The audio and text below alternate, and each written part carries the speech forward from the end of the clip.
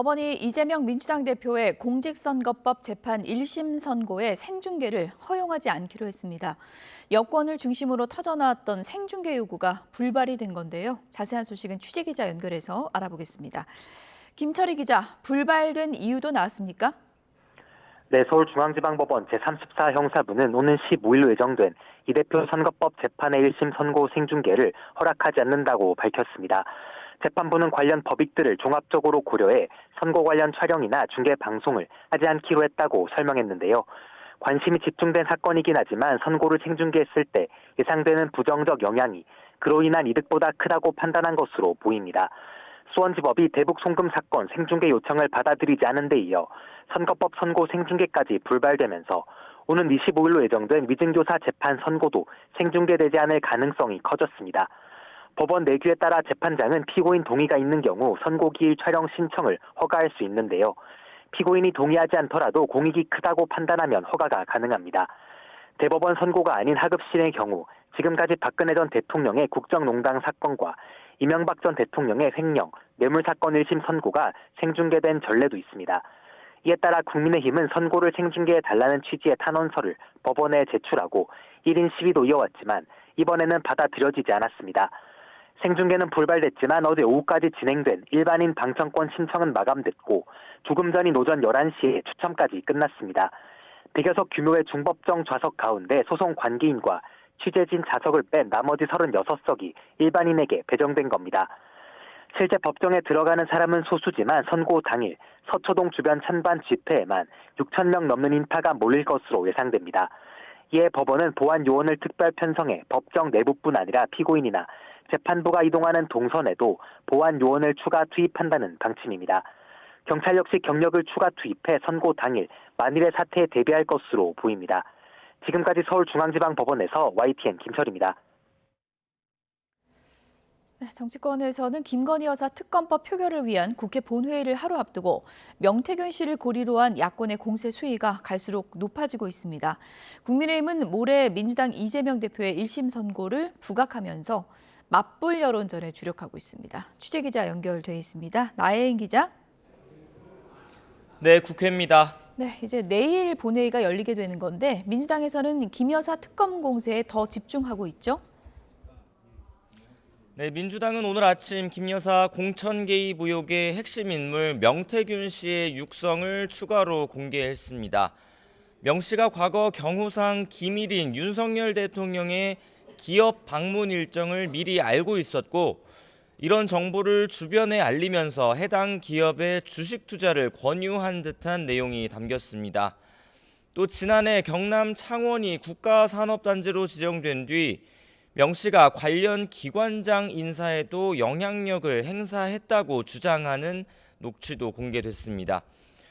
민주당은 최근 제기된 명 씨의 대통령 특별열차 탑승 의혹도 문제 삼고 있습니다.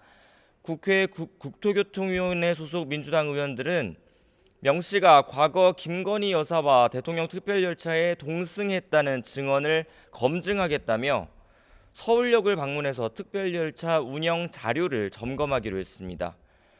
민주당은 또 구속영장 심사를 앞둔 명 씨가 검찰 조사에서 김 여사로부터 교통비 명목에 돈을 받았다고 진술한 것을 고리로 금전의 성격을 밝혀야 한다고 목소리를 높이고 있습니다.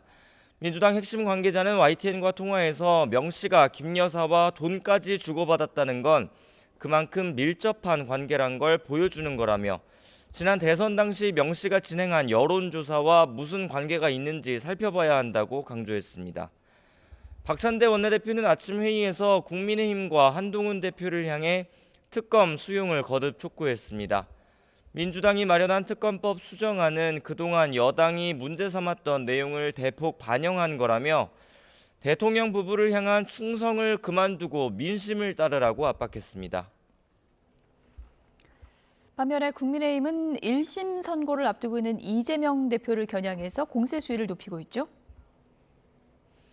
네, 한동훈 대표는 어제에 이어 오늘도 SNS를 통해 민주당이 주말에 예고한 정권 규탄 장외 집회를 판사 겁박 무력 시위로 규정하며 비난했습니다. 토요일에는 여러 대학에서 대입 논술 시험이 예정돼 있다며 기어이 시위를 하려면 수험생들에게 민폐 끼치지 말고 시험 끝나고 하라고 쏘아붙였습니다. 국민의힘은 모레 이재명 대표의 선거법 위반 혐의 1심 선고 공판을 생중계하지 않겠다는 법원의 결정을 존중한다면서도 재판 결과에 국민 관심은 더욱 커지고 있다고 여론전을 폈습니다. 저희 취재진과 통화한 여당 인사들은 하나같이 지금은 엉뚱한 데 화력을 쏟거나 우리끼리 싸울 시간이 아니라며 단일 대우를 강조했습니다. 김 여사 문제 해법을 두고 노출됐던 한동훈 대표 측과 친윤계 의원들 사이 온도차도 일단 수면 아래로 가라앉히는 모습입니다. 장동혁 최고위원은 MBC 라디오 인터뷰에서 윤석열 대통령의 대국민 담화 이후 대통령실도 변화와 쇄신을 추진할 시간이 필요하다며 한 대표가 그동안 흩어졌던 힘들을 대야 공세에 집중하는 전략을 짜는 것 같다고 말했습니다. 여당은 내일 민주당이 김 여사 특검법을 본회의에 올리면 표결에 불참하는 방안을 검토하고 있습니다. 추경호 원내대표는 조금 전 기자들과 만나 김 여사 특검법은 반헌법적이고 단호히 반대한다는 입장을 일관되게 견지해 나갈 거라고 강조했습니다. 본회의 직전에는 한 대표가 김 여사 문제 해법으로 제시한 특별감찰관 추천을 논의할 의원총회를 여는데 회의 결론에 따라서 개파 간 갈등 양상이 다시 노출될 가능성은 남아 있습니다. 지금까지 국회에서 YTN 나혜인입니다. 살해 후에 북한강에 훼손한 시신을 유기한 피의자의 이름과 얼굴이 공개됐습니다. 육군 사관학교를 나온 중령 진급 예정자 38살 양광준입니다. 신상정보 공개 제도가 도입된 후 이렇게 군인 신분의 피의자 신상이 공개된 건 이번이 처음입니다. 취재기자 연결해서 더 자세한 소식 전해드리겠습니다. 지환 기자, 신상이 공개됐군요. 네, 맞습니다. 북한강 훼손 시신 유기 사건 피의자 신상 정보가 경찰 홈페이지에 공개됐습니다. 지금 보는 사진이 검거 직후에 찍은 이른바 머그샷인데요. 이름은 양광준, 1986년생입니다. 육군사관학교 출신의 국방부 직할부대에서 근무하던 중령 진급 예정자입니다. 숨진 피해자는 같은 부대에 근무하던 33살 여성 군무원 A씨였습니다. 앞서 지난주 경찰은 범행 잔인성과 피해 중대성이 인정되고 증거가 충분하다며 신상 공개를 결정했는데요. 양 씨가 즉시 공개 결정에 반발해 변호사를 통해 소송을 걸었습니다. 공개를 막아달라는 가처분 신청이었는데요. 법원이 받아들이지 않았고 이에 따라 경찰은 최소 법적 유예 기간인 닷새가 지난 오늘 오전 양 씨 신상을 공개했습니다. 신상정보 공개 제도가 처음 도입된 2010년 이후 군인 신분 피의자 신상정보가 공개된 건 이번이 처음인데요. 일부 유튜버들이 경찰 공개 전 양 씨 실명과 함께 모자이크 처리된 가족 사진까지 공개하며 사적 제재 논란이 일기도 했습니다. 네, 경찰에서는 이번 사건을 교제 관계 중에 갈등에 따른 계획 범행으로 보고 있죠? 맞습니다. 사실 양 씨가 검거된 후 가장 관심은 범행 동기였습니다. 어제 경찰이 수사 내용 일부를 공개했는데요. 가정이 있는 양 씨와 미혼인 A 씨는 올해 초부터 부적절한 관계를 이어가던 사이였다고 합니다. 그러면서 지난달 말 양 씨는 부대 전근 그리고 임기제 군무원인 A 씨는 계약 만료를 각각 앞두고 있었고 이 때문에 자주 다투던 상황이었습니다. 사건 당일도 마찬가지였는데요. 이 카풀로 함께 출근한 두 사람은 아침부터 심하게 싸웠고 이로 인해 양 씨는 더는 관계를 지속하기 어렵다고 판단했습니다. 그리고 곧바로 자신의 SUV 차량 번호판을 대체할 수 있는 위조 번호판을 검색했습니다. 오후에 다시 두 사람은 차에서 다시 만났는데요. 이때 양 씨가 철사 재질 노트북 도난 방지 줄로 A 씨를 목 졸라 살해했습니다. 이후 부대에서 준비한 공구를 이용해 인근 철거 예정 공사장에서 시신을 훼손했고요. 이튿날 A4 용지를 붙여서 만든 이 위조 번호판을 이용해 강원도로 이동한 뒤에 북한강 일대에서 비닐봉지에 돌을 넣고 시신과 함께 유기했습니다. 양 씨는 유기 이후에 일주일간 태연하게 전근을 간 부대에서 근무했는데요. 양 씨 소속이 사이버 작전 사령부입니다. 이 기간 휴대전화 정보를 삭제했고요. 피해 여성 가족에게 문자 메시지를 보내는가 하면 이 실종 신고를 접수해 확인해 나선 경찰관에게 피해자 흉내를 내기도 했습니다. 양 씨가 사전에 범행을 계획하고 은폐했다고 경찰이 보는 이유입니다. 수사경찰 설명 들어보시겠습니다. 그날 아침에 이제 인터넷 검색을 통해서 위조 번호판을 찾을 때 이미 살해에 범행의 동기가 생겼다고 보고 범행 전에 살해 고의가 있었다고 판단하고 있습니다. 네, 계획 범죄 정황이 한두 개가 아니다 이런 설명으로 들리는데 사건 기록은 이제 검찰로 넘어간 상태인데 재판은 어디서 받게 됩니까? 네, 경찰이 양 씨에게 적용한 혐의는 현재 살인과 사체 훼손, 사체 유기입니다. 사건 기록은 어제 오전 검찰에 넘어간 상태인데요. 검토에 나선 검찰 역시 신속하게 재판에 넘길 계획입니다. 이 사건 처음부터 이 범인 양 씨를 검거한 후에 경찰이 수사를 맡을지 아니면 군사 경찰이 맡을지 좀 애매했습니다. 만약 이 숨진 A 씨가 계약 만료 직후에 민간인 신분이었다면 이 사건은 군인 범죄인 만큼 군사 경찰이 맡았을 겁니다. 하지만 범행 당일인 지난달 25일은 이 숨진 A 씨가 군무원 신분이었던 만큼 군 내부 범죄로 취급해서 이 개정된 군 형법에 따라 사건을 경찰이 맡았습니다. 일반 경찰이 수사를 맡은 만큼 이 검찰 기소 후 앞으로 열릴 1심 재판도 군사 법원이 아닌 춘천지방법원 형사합의부에서 열립니다. 지금까지 강원지대본부에서 YTN 지환입니다. 음주 뺑소니 혐의를 받는 가수 김호중 씨가 1심에서 징역 2년 6개월의 실형을 선고받았습니다. 재판부는 김 씨가 죄질이 불량하고 무책임하다고 질타했습니다. 취재기자 연결해서 내용 들어보겠습니다. 권준수 기자, 오늘 선고 내용 정리해 주시죠. 네, 술을 마신 채 운전하다가 뺑소니 사고를 낸 트로트 가수 김호중 씨에게 1심에서 징역 2년 6개월이 내려졌습니다. 재판부는 김 씨가 음주운전 사고를 냈는데도 무책임하게 도주했을 뿐만 아니라 소속사와 매니저에게 허위로 자수하게 해 초기 수사에 혼선을 초래했고 경찰 수사력도 상당히 낭비됐다고 봤습니다. 그러면서 김 씨의 범행을 두고 성인으로서 자신이 저지른 잘못에 대해 일말의 죄책감을 가졌는지 의문이라고 지적했습니다. 또 객관적 증거인 CCTV에 의해 음주 영향으로 비틀거리는 게 보이는데도 납득하기 어려운 변명을 하며 부인하는 등 범행 후 정황도 불량하다고 질타했습니다. 네, 김호중 씨가 반년 전에 사고를 냈을 때 처음에는 범행을 부인했었죠? 그렇습니다. 음주운전 사실을 부인하던 김 씨는 사고 열흘 뒤에야 범행을 시인했는데요. 사고 뒤에도 시간 간격을 두고 여러 차례 술을 마신 것으로 드러났는데 이 때문에 검찰은 운전 당시 혈중 알코올 농도를 측정할 수 없어 입증이 어렵다고 보고 음주운전 혐의는 제외했습니다. 최후 진술을 통해 정신 차리고 똑바로 살겠다고 밝혔던 김 씨는 선고를 앞두고 최근 재판부에 세 번째 반성문을 제출하기도 했는데요. 선고 내내 고개를 숙이고 있던 김 씨는 양손을 내린 채 입을 굳게 다물고 법정을 빠져나갔고 방청석은 한 번 쳐다보지 않았습니다. 법원은 아침 일찍부터 김 씨 1심 선고를 직접 듣기 위한 팬들이 법정에 들어가기 위해 긴 줄을 서 있기도 했습니다. 김 씨 측 변호인은 항소 계획을 묻는 취재진 질문에 할 말이 없다고만 답했습니다. 지금까지 서울중앙지방법원에서 YTN 권준수입니다.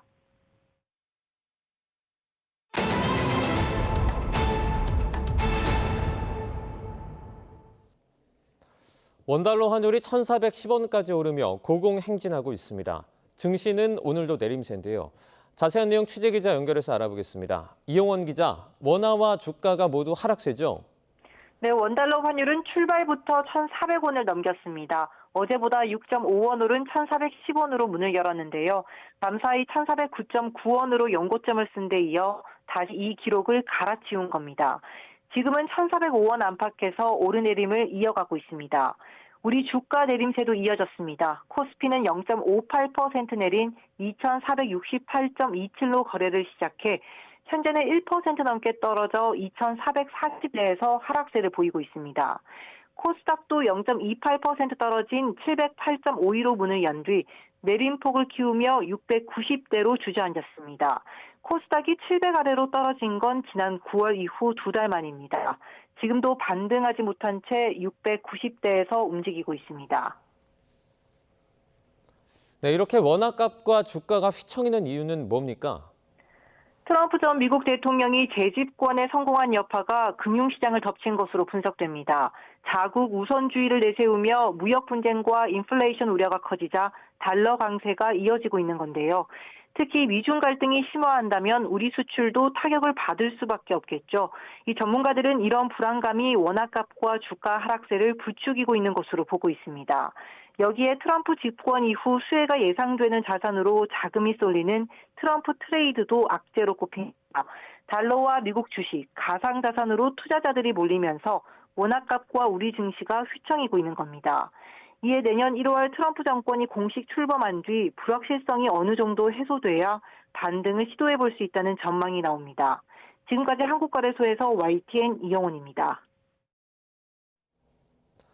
트럼프 랠리, 즉 트럼프 당선인의 대선 승리 이후 가상화폐와 뉴욕 증시의 상승세가 이어지는 가운데 가상화폐 대장주인 비트코인이 장중 한때 9만 달러 선을 돌파했습니다.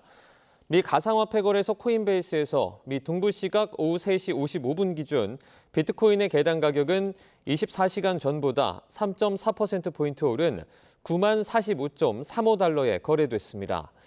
미 대선일인 지난 5일 오전 7만 달러 선을 밑돌았던 비트코인은 트럼프 당선 이후 사상 최고가를 갈아치우며 30% 급등했고 머지않아 10만 달러에 도달할 것으로 기대를 모으고 있습니다. 지난달 취업자 수 증가폭이 넉 달 만에 10만 명을 밑돌았습니다. 내수 부진의 영향으로 도소매업이 15만 명 가까이 줄었습니다. 이승은 기자가 취재했습니다. 지난달 취업자 수가 2,884만 7천 명으로 1년 전 같은 달보다 8만 3천 명 늘었습니다. 넉 달 만에 증가폭이 10만 명 선을 밑돌았습니다. 특히 부진한 내수 분야 고용 상황이 좋지 않았습니다. 도소매업에서 취업자 수가 1년 전보다 14만 8천 명이 줄어서 3년 3개월 만에 가장 큰 폭으로 감소했습니다. 건설업은 감소세가 6달째 지속하면서 9만 3천 명 줄었습니다. 농림어업도 근 8년 만에 최대폭인 6만 7천 명 줄었습니다. 제조업은 3만 3천 명이 감소해 넉 달 연속 줄었습니다. 서비스업과 고령층이 고용 증가세를 주도하고 청년 고용 부진과 일도 구직도 하지 않는 쉬어스 인구가 245만 명에 육박해 역대 최대를 기록하는 현상도 이어졌습니다. 15세에서 64세 고용률은 69.8%로 10월 기준 가장 높았지만 실업률은 2.3%로 1년 전보다 0.2%포인트 상승했습니다. 기획재정부는 지난해 10월 취업자 증가폭이 34만 6천 명으로 컸던 기저효과와 조사 주간의 강수일수 증가, 농산물 작황 부진 등의 요인이 함께 작용했다고 설명했습니다. 그러면서 실질임금 증가와 민간 소비 여건 개선 등을 감안하면 남은 2달간 고용 증가폭이 확대될 것이라고 전망했습니다. 정부는 건설업과 자영업, 청년 등 고용 취약계층 어려움이 지속되고 있다며 올해 안에 3차 투자 활성화 대책을 마련할 것이라고 밝혔습니다. YTN 이승은입니다. 2025학년도 대학 수학능력 시험이 내일 치러집니다. 오늘 전국 1,282개 시험장에서 예비 소집이 진행되고 있는데요. 미리 확인할 사안들 뭐가 있는지 취재기자 연결해서 알아보겠습니다. 이문석 기자. 네, 교육부입니다. 오늘 예비 소집 시간 언제까지입니까? 오전 10시에 시작해서 오후 4시까지 진행됩니다. 전국 1,200여 개 시험장에서 수능 예비 소집이 진행되고 있습니다. 예비 소집에선 수험표 수령과 시험장 확인 2가지만 하면 됩니다. 수험표는 수능 원서를 접수한 곳에서 받습니다. 재학생은 학교에서 접수했으니까 아침에 학교에서 받았을 거고요. N수생, 검정고시생은 모교에 원서 접수를 했다면 모교에 가서 받고 교육지원청에 접수했으면 지원청으로 가거나 지원청이 미리 안내한 학교에서 수령합니다. 또 수험표에 적힌 시험장도 반드시 가봐야 합니다. 건물 안으로는 들어갈 수 없으니까 내일 아침에 헤매지 않도록 창문에 적힌 내 시험장 위치를 미리 확인해두면 좋습니다. 일부 학교에선 이른바 장행식을 열어서 후배들이 시험 보는 선배들 힘내라고 응원하는 모습도 볼 수 있었습니다. 내일 수능 시험에 대비해서 이 수험생들이 특히 주의할 사항이 있을까요? 네, 수험표와 신분증 챙기는 게 제일 중요할 겁니다. 신분증은 내 사진이 붙은 주민등록증, 운전면허증, 기간 만료 전 여권, 외국인 등록증 등 여러 가지가 가능한데 모바일 신분증은 안 됩니다. 수험표를 분실하면 시험장에 가서 재발급 받을 수 있으니까 만약을 대비해 응시원서와 똑같은 사진을 준비해두면 든든합니다. 수능시험은 8시 40분에 시작하지만 30분 전인 8시 10분까지는 시험실에 도착해야 하는 것도 잊지 마시기 바랍니다. 1교시를 선택하지 않은 수험생도 일단은 무조건 8시 10분까지 입실해서 감독관 안내를 받아야 합니다. 시험장 반입 금지 물품을 가지고 왔다면 1교시 시험 전에 감독관 지시에 따라 제출하면 됩니다. 휴대전화는 물론이고 블루투스 기능 이어폰, 전자담배도 안 됩니다. 시계도 스마트워치는 안 되고 진짜 시침과 분침이 있는 아날로그 시계만 가능합니다. 또 내일 수험생 직접 데려다주는 가족이 많을 텐데요. 혼잡 방지를 위해 시험장 앞까지 차가 접근하지 못해서 수험생은 200m 전방에서 내려 걸어가야 합니다. 그리고 수험생들을 위해 모두 기억할 시간이 있습니다. 내일 오후 1시 10분에서 35분까지 25분 동안 영어 듣기 평가가 진행되니까 이 시간만이라도 경적, 공사장 소음 등 나지 않도록 조심해야겠습니다. 지금까지 교육부에서 YTN 이문석입니다. 네, 보신 것처럼 수능이 하루 앞으로 다가왔습니다. 올해는 예년보다 기온이 높아 한낮에는 따스한 기온까지 감돌 것으로 보이는데요. 다만 예비 소집일인 오늘까지 막다가 내일 오후부터 비가 조금 내릴 것으로 예상됩니다. 취재기자 연결해 자세한 수능일 날씨와 주의사항 알아보겠습니다. 정혜용 기자, 다행히 춥지는 않은 것 같은데 올해는 유난히 기온이 높네요. 네, 그렇습니다. 최근 내륙 기온이 예년보다 5도 이상 높은 수준을 보이고 있는데요. 서울은 수능 예비 소집일인 오늘 낮 기온이 20도까지 오르겠고 수능일인 내일도 18도 정도까지 올라서 마치 봄처럼 따뜻할 것으로 예상됩니다. 수능일 아침에도 서울 11도 등 전국이 예년 기온을 3도 이상 웃돌아서 크게 춥지는 않겠습니다. 다만 일부 내륙은 10도 아래로 기온이 내려가면서 일교차가 10도 이상 크게 날 것으로 보입니다. 따라서 수험생들은 온도 변화에 대한 대비가 필요하겠는데요. 아침에는 기온이 낮고 낮에는 기온이 크게 오르기 때문에 두꺼운 옷 한 벌보다는 입고 벗을 수 있는 얇은 옷 여러 벌을 입어서 온도 변화에 따라 이 몸의 상태를 조절해 주는 것이 좋겠습니다. 또 아침 식사는 평소대로 가장 익숙한 식단을 섭취하고 수능일 당일에는 긴 수능 시간을 버틸 수 있는 고영양의 도시락을 준비하되 소화가 잘 되는 익숙하고 편안한 음식으로 평소보다 적은 양을 섭취하는 게 좋겠습니다. 또 예비 소집일인 오늘 내륙은 대체로 맑지만 동해안에는 5mm 미만의 비가 내리겠고요. 수능일인 내일은 오후부터 전국에 비가 예상됩니다. 비 양이 많지는 않겠지만 수험생들은 시험을 마친 뒤 귀가하는 늦은 오후 시간에는 비가 내릴 가능성이 커서 우산도 미리 준비해 주시는 게 좋겠습니다. 마지막으로 동해 부근 섬 지역을 오가시는 이 수험생과 학부모들은 풍랑특보가 내려진 가운데 내일까지는 이 특보가 지속할 가능성이 있습니다. 날씨 상황도 미리 확인해 주시기 바랍니다. 지금까지 문화생활과학부에서 YTN 정혜윤입니다. 내년 1월에 치러질 의사국가 필기시험에 올해 대비 10%의 의대생만 지원한 것으로 나타났습니다. 더불어민주당 진선미 의원이 한국보건의료인 국가시험원에서 받은 자료를 보면 내년 1월 치러지는 의사국시 필기시험에 모두 304명이 지원했습니다. 통상 의사국시는 1년에 한 번 시행하며 9월에서 10월에 실기시험, 다음해 1월 필기시험 순서로 치러집니다.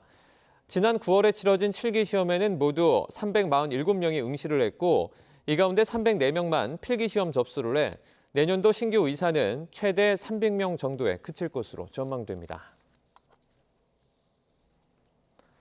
이면택 전 회장 탄핵으로 지도부 공백이 생긴 대한의사협회를 한동안 이끌 비상대책위원장이 오늘 선출됩니다. 후보자들은 저마다 대정부 투쟁을 강조했는데 의정 갈등 해법에 열쇠를 쥔 전공희 대표가 특정 후보를 지지해 선거 결과에 관심이 쏠립니다. 권민석 기자입니다. 취임 6개월 만에 불명예 퇴진한 이면택 전 회장을 대신할 대한의사협회 비상대책위원장이 사흘 만에 결정됩니다. 비대위원장엔 모두 4명이 출사표를 던졌습니다. 박형욱 대한의학회 부회장과 이동욱 경기도 의사회장, 주신구 대한병원의사협의회장, 황규석 서울시 의사회장입니다. 9개월째 이어진 의정 갈등 해법으로 맹목적 대화보다 정부의 태도 변화를 주문하는 목소리가 큽니다. 정부의 독단적 태도야말로 진정한 대화를 막는 것입니다. 정부가 독단적 태도를 버리지 않는다면 어떤 협의체를 운영하더라도 결국 의료 파탄이라는 시한폭탄은 터질 것입니다. 안 그래도 지금 윤석열 정부가 굉장히 오만하고 일방적인 태도를 보이고 있는데 아무런 투쟁도 없이 무슨 협상을 할 수 있다는 것인지 저는 심히 의구심을 가질 수밖에 없습니다. 여야 의정협의체에 참여 중인 의료단체를 철수시켜야 한다거나 여의정 협의체에 지금 들어가 있는 것을 제 생각에는 일단 이거는 철수를 해야 된다.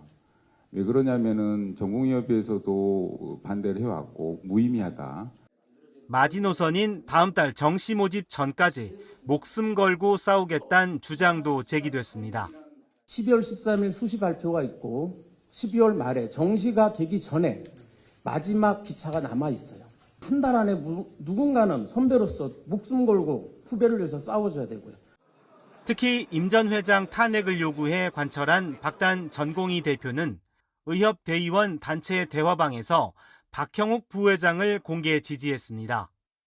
일각에선 지나친 개입이란 불만이 나오는데 전공의 입장을 마냥 외면하기 어려운 표심이 누구에게 쏠릴지 관심입니다.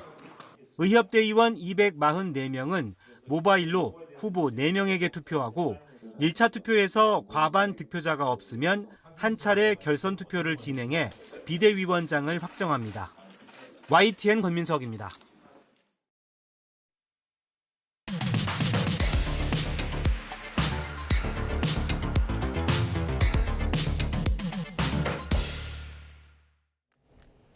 네, 각이 살아있는 정치평론 시사정각 시작하겠습니다. 신지호 국민의힘 전략기획부총장, 김영주 세명대 특임교수 두 분을 모셨습니다. 어서 오세요. 예, 첫 번째 키워드 보여주시죠.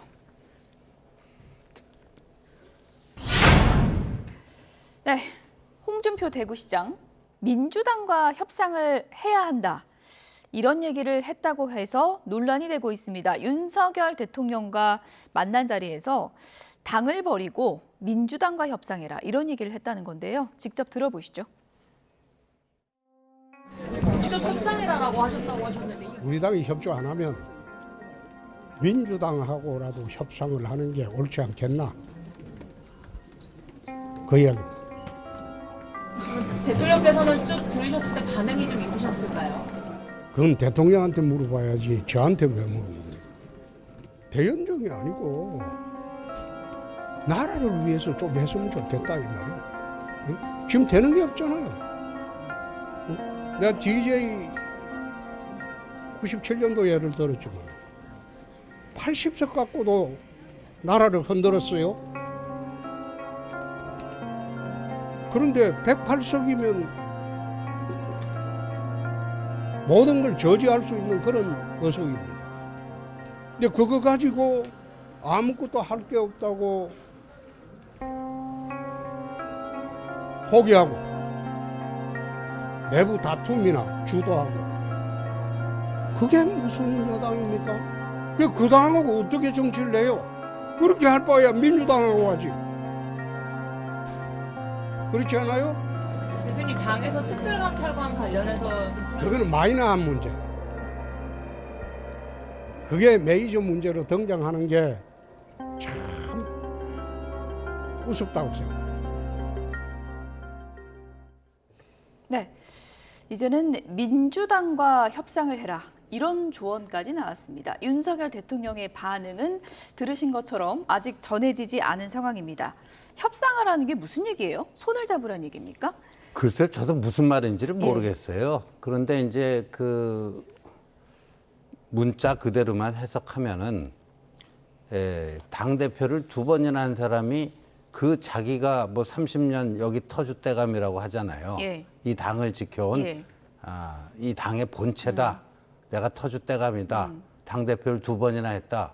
그런 분이 이 당을 버리고 대통령께서 야당하고 뭔가 해라. 이 당을 아예 그냥 무시하고 없는 것 치고 그렇게 해라. 예. 그런데 그렇게 하면 뭐 대통령이 탈당하고 뭐 이재명 대표랑 영수회담해갖고 뭐 거국 내각이라도 만들어서 뭐 그런 식의 얘기뿐이 안 되잖아요. 과연 당대표를 2번이나 지내신 분이 하실 수 있는 얘기인지 제가 귀를 의심하지 않을 수 없고요. 아까 대통령 반응, 뭐 대통령이 듣고 굉장히 황당해 하셨을 것 같아요. 어떻게 당대표를 2번이나 한 분의 입에서 저런 황당한 얘기가 나올까. 예. 어쨌든 국민의힘의 간판으로 당선된 윤석열 대통령인데 대통령을 만난 자리에서 민주당과 협상해라. 이거는 뭐 대통령 보고 탈당하라는 그 의미가 내포된 걸까요? 어떻게 해석하십니까? 글쎄요, 뭐 해석하기에 따라서 탈당 플러스 정계 예. 개편이라도 하자. 예. 뭐 예컨대 어쨌든 11월에 이재명 대표도 흔들릴 때 뭐 민주당도 여러 가지 혼선일 수도 있는 거고. 예. 그러면 차라리 뭐 그 김한길 국민통합위원장이나 박영선 그 전 장관이나 사실은 내부 통화하는 사람들이 이제 있을 수 있으니까 예. 뭐 그런 얘기들을 하는데요. 사실은 핵심은 이런 거 아니겠습니까? 현재 한동훈 대표가 이끌고 있는 국민의힘이 하는 그 여러 가지 어떤 당의 전략이라든지 뭐 특별감찰관을 계속적으로 요구한다든지 이런 것이 이제 마뜩지 않다. 홍준표 예. 대표 보기에는 이제 그런 거고요. 또 하나는 이제 지난번에 대통령께서 민주당이 야유를 보내니까 국회 안 나간다 이렇게 대정부 그러니까 대국민 기자회견 때 말씀하신 부분에 대해서도 일정 정도의 비판이 있다고 봅니다. 그러니까 어떤 의미에서 야당과의 파트너로서 야당을 인정해주고 예. 아무리 민주당이 쓴소리를 하더라도 실제로 저기 22대 개원식도 안 가고 예산 2025년 예산안 설명도 안 하는 부분에 대한 부분도 대통령이 문제가 있다. 그런 말씀과 더불어서 어쨌든 지금은 조금 더 뭐랄까 유연성을 가지고 전향적인 태도로 국정에 애국심을 가지고 임해달라 이런 충정의 목소리다 그렇게 봐야 되겠습니다. 예. 어쨌든 뭐 지금 의정 갈등 얘기도 기자들 앞에서 했고 지금 여당으로서의 역할을 너무 못하고 있는 거 아니냐. 그러니까 돌려 말하면 한동훈 대표의 리더십에 대해서 좀 문제를 제기하는 비판의 목소리로도 해석될 수도 있는 것 같습니다. 차라리 그렇게 얘기하면 솔직하기는 하죠. 예. 그러니까 이제 홍준표 시장은 사실상 이미 오래됐는데요. 얼마 전에 자기가 주장했던 논리, 또 지금 주장하는 논리랑 서로 모순 충돌해 갖고요. 이게 설명이 안 돼요. 그러니까 그런 논리적 일관성을 상실한 지는 이미 오래됐습니다. 예. 이미 오래됐어요. 저번에 그 페이스북이나 이런 걸 쭉 보면요. 예. 같은 사안에 대해서 과거에는 A, B 중에 A를 얘기했다. 지금 B를 얘기해요. 그러니까 논리적 일관성은 상실한 지가 오래돼서 그걸 너무 진지하게 그 논리를 따지고 들 문제는 아니라고 봅니다. 지금 이 얘기도 홧김에 나온 얘기 같아요. 아까 그 발언할 때도 보면 상당히 좀 이렇게 격앙돼 있는 표정이나 말투가 그렇지 않아요. 근데 한 가지 일관된 게 있습니다. 그건 한동훈에 대한 질투심과 증오. 뭐 이거는 일관돼 있어요. 그 한동훈에 대한 질투와 증오 속에서 그때그때 어떤 얘기가 즉흥적으로 나오다 보니까 이미 논리적 일관성은 없죠. 그렇게 받아들이면 됩니다. 질투가 커지다 보니까 논리적 완결성이 계속 떨어지고 있다. 이렇게 비판을 해주셨는데 어쨌든 민주당과 협상해라. 이 발언에 대해서 국민의힘의 이양수 의원은 이렇게 분석을 했습니다. 들어보시죠. 당정 협력은 대단히 중요하다. 그리고 아주 시급한 일이다. 그것을 역설적으로 표현한 거 아닌가. 약으로 받아들여야 된다고 생각합니다. 이게 무슨 대통령 탈당해가지고 민주당이랑 대연정해라 이런 건 아니란 말씀이세요?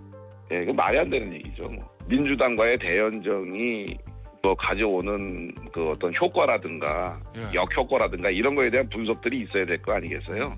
역설적으로 이렇게 불협화음 일이고 대통령한테 대들면은 그렇게까지 생각해봐라. 이제 역설적인 얘기인데 실제로는 좀 더 당정 간의 호흡을 좀 맞추고 이제 그래야 된다. 그거를 얘기한 거라고 생각합니다. 네. 당정 간의 협력이 좀 필요하지 않나. 이 뜻을 전하기 위해서 이렇게 돌려 얘기한 거다라고 하는데 어떻게 들으셨습니까? 뭐 양수 의원이 예쁜 포장지에 싸고자 하는데 해석이 너무 좋습니까? 내용이 그 실제 선물이 아니고 돌멩이에요. 아무리 포장지를 예쁘게 해도 본질적으로 커버하기 어려운 얘기입니다. 다만 뭐 그나마도 그런 것을 가지고 뭐 홍준표 대구시장을 공격하기보다는 어쨌든 쓴소리가 여러 가지 나올 수 있고 그 원인은 뭐니 해도 저는 대통령 지지율이라고 봅니다. 20% 밑도는 지지율이 되니까 이제 정권도 이제 절반 정도가 지나가는 차원에서는 서서히 지지율이 계속적으로 낮은 대통령에게는 이런저런 얘기가 나오기 마련이에요. 이제 그런 면에서 그런 스타트를 홍준표 대표가 끊고 있다. 라고 생각을 해야 될 것 같습니다. 예. 어쨌든 분란만 일으키고 당이 하는 일도 없고 싸우기만 한다. 이런 비판을 홍준표 시장이 계속해서 한 건데 그런데 신지호 부총장께서 최근에 언론 인터뷰에서 이런 얘기 했잖아요. 지금 당내에 친윤, 친한 없다. 네. 대통령도 쇄신 열차를 탔다. 네. 그런 분위기가 맞습니까? 그렇죠. 그러니까 지금 또 이 타이밍에 저런 얘기가 나오는 게 더 좀 뭐 재밌다고 그래야 되나. 일부러 그런 걸까요? 어떻게 보십니까? 근데 예. 뭐 그 윤한 좀 불편한 갈등 관계에 있다가 예. 지난주 대통령님의 기자회견을 계기로 해서 뭔가 뭐 해빙 무드, 뭐 일부 예. 언론에서는 뭐 휴전이다. 뭐 관계 개선이 되고 있는데 예. 관계 개선이 되고 여야 의정도 이제 가동이 되고 예. 말이죠. 특별감찰관 문제에 대한 당내 이론도 이제 수렴이 돼 가서 내일 의총에서 뭐 결정이 될 걸로 예. 보여지고 모처럼 만에 이게 훈풍이 부는데 예. 그 훈풍이 불편한 거예요, 저분은. 저분은 그 훈풍이 윤한 관계 개선이 불편한 거예요. 예.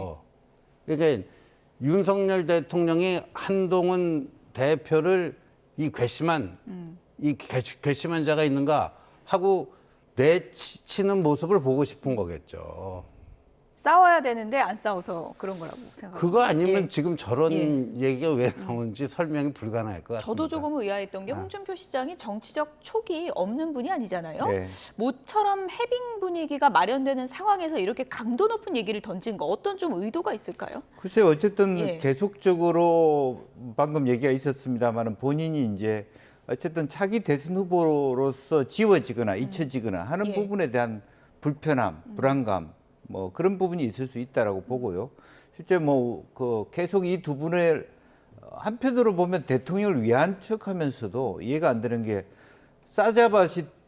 싸잡아서 대통령과 한동훈 대표 둘 다에게 용병이라고 하지 않습니까?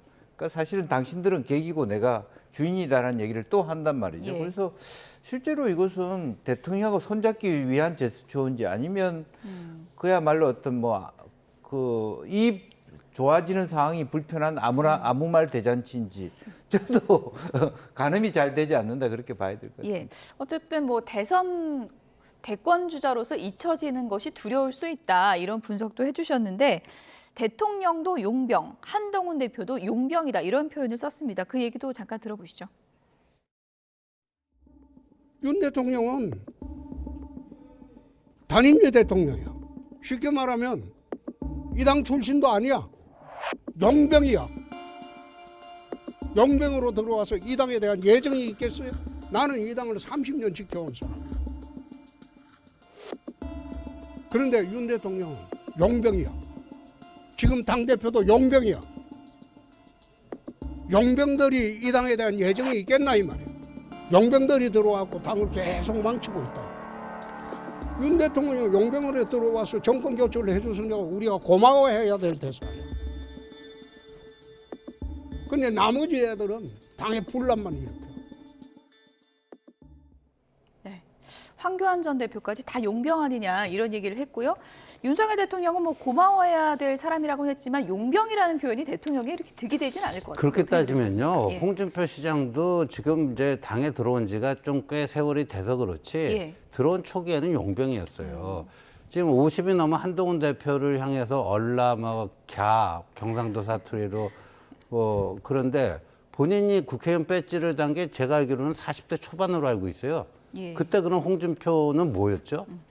50대 보고 얼라고 갸하고 그러면 어디 젖비린내 나는 그 깐난하기였나요? 그러니까 이렇게 되는 거죠. 그리고 홍준표 시장도 뭐 이른바 모래시계 검사로 꽤 이름값을 알리면서 그거를 가지고 또 저 정치권에 들어와서 소프트랜딩 연착륙한 분 아닙니까? 예.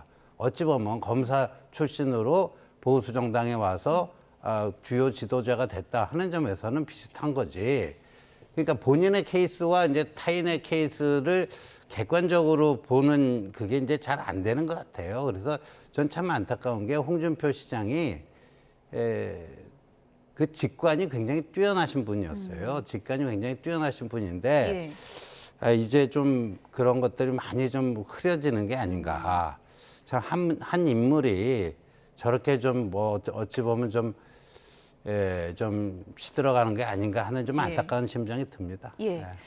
어쨌든 한동훈 대표를 뭐 대권의 이제 경쟁자로 여기고 있는 건 뭐 다 그렇게 보는 거니까요. 근데 용병이라는 이미지를 더 씌우면서 본인의 뭐 30년 동안 당을 지켜온 이런 부분을 좀 부각하려는 의도로 보이는데 어떻게 들으셨습니까? 뭐 용병이든 아니든 어쨌든 국민의힘 당원들이 한동훈 대표만 하더라도 60% 이상의 지지를 뽑았으면 되는 것이죠. 예컨대 우리나라 대통령이 국내에서 뭐 예컨대 마땅한 사람이 없어서 외국인들을 들어서 대통령으로 뽑았다. 국민들이 압도적인 법적인 그러면 그분을 욕할 수 있나요? 탓할 수 있나요? 그 당원의 선택이고 그것은 자기네들이 반성해야 될 지점 아닙니까? 선배들이나 기존에 있는 국회의원들이 오죽 못했으면 용병을 들여야 되는 당을 만들었냐. 사실은 그런 것은 누워서 침 뱉는 얘기라고 저는 느껴져요. 그리고 이제 어쨌든 그러면서도 똑같은 용병인데 윤 대통령은 당선됐으니까 감사해야 될 뿐이고 이분이 나중에 당선되면 그때 감사하면 되나요? 그건 아니잖아요. 그래서 실제적으로 뭐 어쨌든 만약 용병 얘기를 꺼내더라도 제가 말씀드린 것처럼 이 나라를 어렵게 만든 그 용병이 들어와서 대통령 후보가 되고 대통령이 되고 우리 당의 대표가 되게 하는 우리 기존의 선배들이 반성해야 된다. 오히려 그렇게 얘기했으면 일정 정도의 감흥이라도 줘요. 근데 똑같이 저 사람들은 다 계기야 용병이다 해놓고 대통령은 당선됐으니까 감사해야 될 뿐이야. 한동훈은 뭐야 이렇게 갈라치기 하는 것은 앞뒤가 안 맞는 얘기죠. 근데 고마운 용병이라 그러는 거는 뭐 칭찬입니까? 비판입니까? 그나마도 우리 당이 정권을 지게 했으니까. 그런데 그러면 뭐 6대 4로 칭찬 6인가요? 5대 5인가요? 참 어려운 문제입니다. 어쨌든 고마운 용병이라는 단어를 윤석열 대통령이 또 어떻게 받아들일지 그것도 좀 궁금해지는 것 같습니다. 어쨌든 홍준표 대구시장이 최근에 한동훈 대표에 대한 비판 수위를 끌어올리고 있는데 당원 게시판 문제도 또 제기를 했습니다. 한동훈 대표와 한 대표 가족의 이름과 같은 이름으로 윤석열 대통령 비방하는 글이 지금 올라왔다는 거잖아요. 이게 어떻게 된 일인지 지금 당내에서 좀 알아보고 있는 중입니까? 뭐 당내에서 뭐 차분하게 조사가 진행되는 걸로 저는 알고 있고요. 제가 직접 조사 작업에 참여하고 있지는 않기 때문에 그렇습니까? 그런데 이게 상식적으로 생각해 봤을 때 일단 확인된 거는 그 저희 당 그 게시판에 쓸 수 있는 한동훈 대표는 그 8명이 한동훈으로 등록이 돼 있는데요. 한동훈이라는 이름으로. 한동훈 대표는 거기 등록한 적이 없다고 본인이 확인을 했고요. 그 동명이인들이군요. 그러면? 동명이인인데 그리고 그 한동훈 대표가 1973년생이잖아요. 8명에 등록된 한동훈 중에 73년생은 없었어요. 뭐 그거 정도는 이제 확인이 되는데 아니 그 당 대표와 당 대표 가족들이 자기 실명으로 뭐 저렇게 쓰고 하는 게 그 거의 초현실적인 얘기 아닙니까? 초현실적인 얘기예요. 근데 이걸 가지고 왜 이 시점에 이토록 크게 뭐라고 그럴까요? 문제를 키우려고 하는 사람들이 있어요. 저는 모처럼 만에 이제 윤한 해빙 무드로 가고 이재명 대표의 그 중대 범죄에 대한 1심 판결이 10월 25일로 예정돼 있어서 그 어느 때보다도 내부 단결을 해야 될 텐데 일부 사람들이 저희 당내 사람들도 있고 당 밖 사람들도 있어요. 이 문제를 가지고 뭐 이 문제가 안 풀리면 뭐가 다 안 되는 것처럼 하는데 그 무엇이 중요한지를 모르는 거죠. 이런 그 어차피 이제 조사에서 그 결과가 나오겠지만 일개 해프닝으로 끝날 문제를 가지고 이렇게까지 목청 핏대를 높일 일이냐 그건 아니라고 봅니다. 한동훈 대표랑 한동훈 대표 가족들이 실명이 다 확인되는 그 게시판에 대통령을 비방했다는 게 초현실적이다, 말이 안 된다는 이제 말씀이신데 또 이제 의문을 제기하는 쪽에서는 실명을 인증해야 글을 쓸 수 있는 시스템이기 때문에 이거 어떻게 보면은 조사가 철저하게 이루어져야 되고 한동훈 대표도 왜 입장을 내놓지 않나 이런 또 의문을 갖는 분들도 있거든요. 그건 어떻게 보세요? 글쎄요, 뭐 이것은 이제 입장을 내놓지 않는 이유는 이게 처음부터 말이 안 되는 어처구니 없는 일이기 때문에 입장을 내면 또 장해찬 같은 분 문제 제기를 한 사람이 또 거기에 대한 반박을 하고 이거 자체가 방금 얘기했듯이 오랜만에 당정이 화해 무대로 가는데 마치 이렇게 서로 갈라치기 해놓는 사이를 비틀어 놓는 이제 그런 모습으로 보이기 때문에 굳이 일일이 그걸 대답할 가치가 없다 그렇게 볼 가능성이 있다고 생각이 들고요. 또 실제적으로 이것은 다만 이제 시스템상으로 정말로 본인 인정이 다 돼야 되는지에 대한 어떤 조사 당 차원에서 그리고 또 일부 우리가 앞서 얘기가 좀 있었습니다만은 해외에서 접촉하는 분들에 대해서 그것이 그렇게 가동되고 있는가라고 하는 부분들이 있어서 이참에 한번 그런 부분은 이제 한번 당 차원에서 객관적으로 한번 검토할 필요는 있겠다 그런 생각이 듭니다.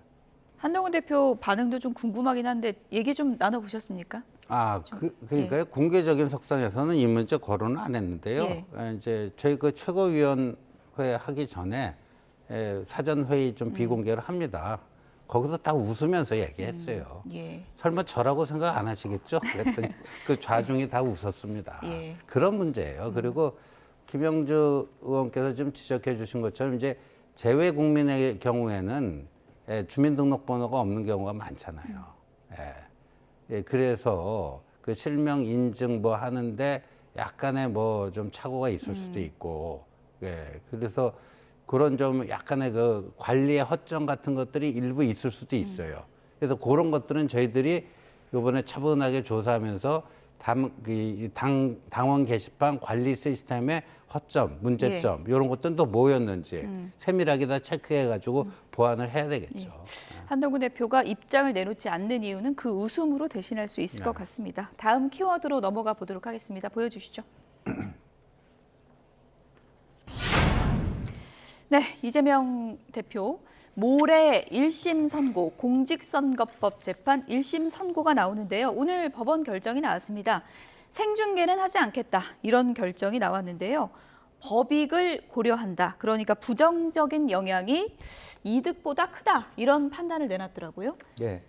지난번에 그 생중계를 했던 것은 사실은 최종심이었습니다. 그래서 대법 판결에 대해서 그때는 사실은 이제 법익보다 공익이 우선한다. 그러고 나름대로 좀 법원 내부에서 판단을 내렸다 그러면 이것은 이제 1심이기도 하고 이제 그런 면에서는 아직은 그것을 공익이라고 얘기하기 어렵다. 이제 그런 측면이 있고 또 하나는 사실은 좀 아쉽게 생각하는 건 제 개인적으로는 한동훈 대표가 굳이 그런 어떤 그 생중계를 하라 이런 공격을 할 필요가 있었느냐라는 생각이 듭니다. 대변인 논평을 통해서 해도 될 부분이고 또 이것은 법원이 판단할 부분이고 또 그런 면에서 또 특별감찰관이 본인이 주장한다면 결국에는 야당의 협조를 얻어야 되는 상황인데 계속적으로 이것이 저는 굉장히 정치인들은 능수능란해서 다 되는지는 모르겠습니다만은 한 입으로는 공격을 하고 한 입으로는 말하자면 특검 말고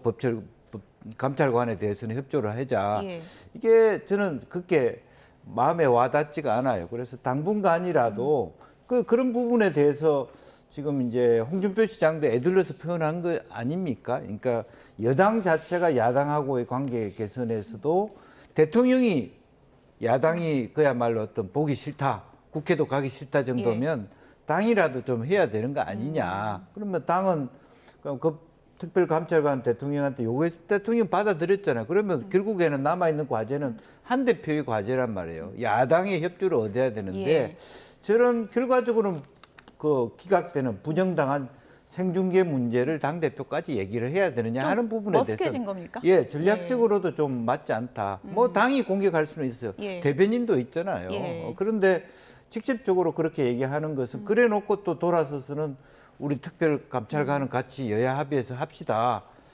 사실은 법적으로 해야 되는 문제예요. 민주당도 좀 너무한 부분이 있습니다. 이제 그렇지만 그런 면에서는 조금 전략적 일치성 그런 부분이 저는 아쉽다 그렇게 생각합니다. 당 대표까지 나서서 그런 말을 여러 번 할 필요 있었느냐 그런 지적이신데요. 어떻게 보세요? 근데 이제 민주당 측에서 아주 노골적인 판사 겁박을 하기 때문에 저희 당 차원에서라도 뭔가 대항 수단으로서 뭔가 최소한의 액션을 안 할 수가 없는 거였고 그다음에 재판 생중계 요구는요. 이게 무슨 지금은 더불어민주당은요. 판결이 있는 금요일에 5,000명을 모아서 말이죠. 전국적으로 5,000명을 모아서 서초동 중앙지법 앞에서 이재명 무죄 촉구 이 시위를 한다는 거 아닙니까? 노골적으로 이재명 무죄다 해가지고 이 다중의 위력으로 판사에게 겁박을 하는 거 아니에요. 이 재판 생중계는요, 과거에도 박근혜 대통령 때도 사례가 있고요. 예. 국민의 알 권리, 사회적 관심사가 많이 집중되어 있는 그런 그 재판은 경우에 따라서 생중계할 수도 있는 거니까 예. 이런 그 주장을 한 것 자체가 문제라고는 생각 안 합니다. 예. 이게 무슨 그 재판부를 뭐 이재명 유죄를 써라. 저희가 그렇게 한 건 아니잖아요. 민주당은 지금 이재명 무죄를 써달라. 안 써주면 니들 가만 안 놔둔다. 뭐 이렇게 겁박을 하는 건데 저희들은 국민의 알 권리 차원에서 이 생중계 과거에도 비슷한 유사 사례가 있었으니까 예. 그거 해달라고 한 것뿐이죠. 어쨌든 뭐 생중계는 불어댔지만 모레 이제 오후가 되면은 속보로 1심 결과를 저희가 이제 확인할 수 있을 텐데 이번 1심 결과에 따라서 민주당도 만약에 벌금 100만 원이 넘게 되면은 큰 부담을 안게 될 수밖에 없는 거잖아요. 그렇습니다. 예. 그러니까 실제적으로 그런데 이제 이재명 대표는 이제 사실은 이번 그 재판보다는 위정교사 부분에 더 관심을 많이 예. 갖고 있습니다. 왜냐하면 구형 자체가 그것이 더 높고 그런 면에서 아마 그러니까 그 이 선거법 부분에 대해서는 어느 정도 뭐 윤상현 의원도 그런 얘기를 했다가 핀잔을 예. 당내에서 먹고 있습니다만은 예. 어느 정도는 약간의 어떤 뭐라면 1심에서는 유죄 소위 당선 무효형이 될 수도 있다 하더라도 2심 3심에 가서는 그걸 벗어날 수도 있겠다는 어떤 생각을 물론 민주당은 처음부터 무죄를 주장하고 예. 있습니다만은 예. 뭐 그렇게까지 완전히 무죄다고 얘기하기는 어렵지만 예. 장기적으로 봤을 때 선거법 재판이 이재명 대표의 당선 무효형으로 최종 심이 끝나지는 않을 것이다. 이런 판단을 이재명 예. 대표가 하고 있는 거 아닌가 예. 보이죠. 민주당도 아니고 이제 국민의힘 의원인 윤상현 의원이 네. 보통 이제 100 하기가 좀 부담스러울 땐 80을 많이 하니까 이번에도 이제 80 나올 것 같다 이런 얘기를 했더라고요. 그러니까 저는 윤상현 의원 굉장히 브라이트한 분인데 왜 저런 얘기를 했는지 도저히 이해할 수가 없습니다. 이재명 대표 도와줄 일이 있지도 않을 것이고. 예. 근데 저거야말로 이제 이재명 대표가 저 윤상현 의원의 저 얘기를 듣고 얼마나 속으로 쾌재를 불렀겠습니까? 여당의 중진 의원이 이 정도 하면 그 재판부도 좀 저렇게 큰 걱정 않고 뭐 써도 되겠다. 뭐 이렇게 되는데. 예. 근데 윤상현 의원이 법조인이 아니잖아요. 예. 근데 하여간 법조인들은요. 예. 차라리 무죄를 쓰면 무죄를 쓰지 이렇게 8, 90 이렇게는 안 쓸 거다고 얘기합니다. 90은 저도 본 적은 없는데 80은 또 많이 본 적은 있는 것 90도 같아요. 어쩌다가 있긴 있습니다. 90도 어쩌다 나오니까. 예. 어쨌든 뭐 윤상현 의원 말대로 진짜 되면은 정말 좀 더 머쓱해지지 않나 그런 생각도 드는데 민주당에서는 지금 이재명 대표 1심 선고를 앞두고 장애 집회에 총력을 쏟고 있는 상황이죠. 이재명 대표가 오늘 오전에 경찰을 향해서 이런 얘기를 했습니다. 들어보시죠. 한창민 국회의원이 경찰에게 폭행을 당해서 갈비뼈가 부러졌다는데 제가 그 현장의 영상도 봤습니다만 사람에게 경찰이 중무장을 하고 그렇게 폭력적으로 행동하면 되겠습니까? 그런데 지금 경찰의 행태를 보면 권력을 호위하느라 해서는 안 될 일들을 너무 많이 벌입니다. 이번 예산 심사 과정에서도 이런 점들을 명확하게 반영을 해야 될 겁니다. 민중의 지팡이라고 했더니 권력의 몽둥이가 돼가지고 민중을 향해 휘두르는 이런 행태는 반드시 뜯어 고치도록 하겠습니다. 네, 이재명 대표가 경찰에 대해서 강한 불만을 드러냈고요. 1980년대 뭐 백골단이 떠오른다 이런 얘기까지 했습니다. 지금 뭐 과잉 진압을 하고 있다 이런 불만일까요? 네, 뭐 민주노총 그 시위 참여하는 사람이 막 짓밟힌 화면도 있었고 한창민 국회의원이 이제 깔려가지고 다치고 옷도 찢어진 모습도 나왔기 때문에 그렇긴 한데 저는 그럼에도 불구하고 수권정당의 대표라면 공권력은 지켜져야 된다는 쪽으로 가야 될 것 같습니다. 아무리 집회가 과열된다 하더라도 질서를 지키는 선에서 해달라라고 하는 거고 이제 그러면서 이제 한창민 의원이 그렇게 옷이 찢어질 정도로 과잉 진압 당한 것은 유감이다라는 거고요. 더해서는 안 될 것이 바로 그렇기 때문에 예산을 가지고 전체 무슨 예산, 경찰 예산을 줄이겠다 하는 것은 너무 국가 예산을 감정적으로 대응하는 거 아닙니까? 또 아전인수격으로 해석하고 있기 때문에 저는 저런 부분이 자꾸 쌓여서 전체 국민들이 봤을 때 민주당을 그야말로 안정되지 못한 정당으로 볼까 굉장히 두렵습니다. 예, 경찰에서는 도심 집회 과정에서 여러 가지 불법 행위가 있었기 때문에 민주노총 집행부에 대해서 내사에 착수했다 이런 네. 입장을 또 앞서 밝힌 바가 있는데 어쨌든 경찰의 억압이 심하고 지금 야권이 이런 억압의 희생자다 이런 이미지를 좀 부각하려는 걸까요? 자, 그러면요. 예. 민노총이 집회 신고할 때 그 세종대로가 10차선인가요? 예, 그중에 절반을 쓰기로 했어요. 5개 차선을.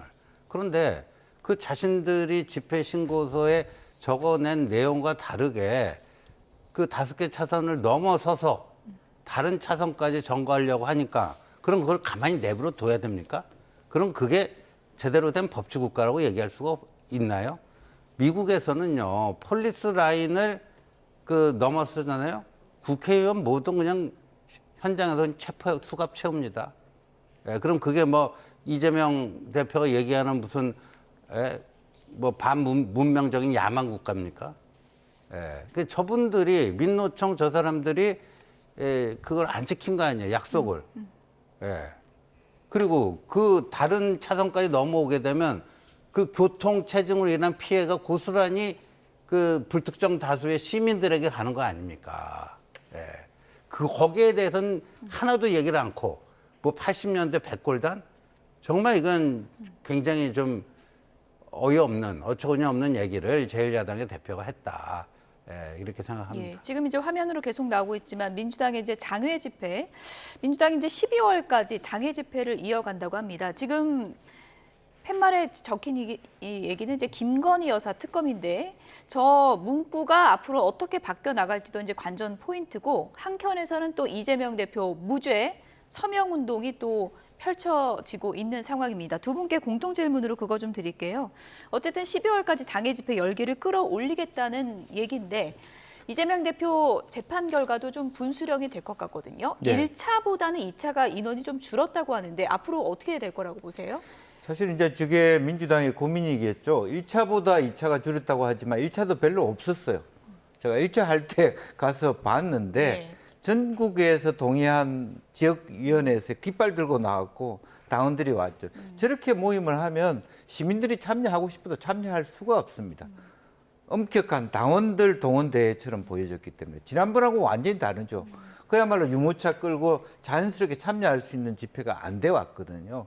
그리고 두 번째는 더 사실 민주노총이 커버했지 당원들은 거의 오지도 않고 시민들도 더 없는 그런 상황이기 때문에 시간은 계속 끌어올리려고 하지만 이재명 대표 마음속으로는 재판은 차곡차곡 쌓여 임박해 있고 당원들이 생각만큼 많이 끌어오르지 않고 있다. 다만 국민들이 현 정부에 대한 불만이나 김건희 여사의 특검에 대한 지지가 낮아지는 건 아닙니다.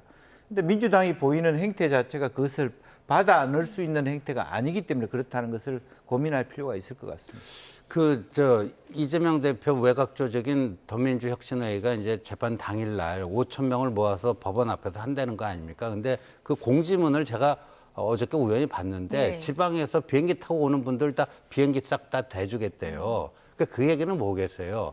그렇게 하는 그 정도로 돈을 써야지 뭐가 좀 된다. 그 집회가 그러면 자발적으로 진짜 분노해서 이재명 지켜야 되겠다.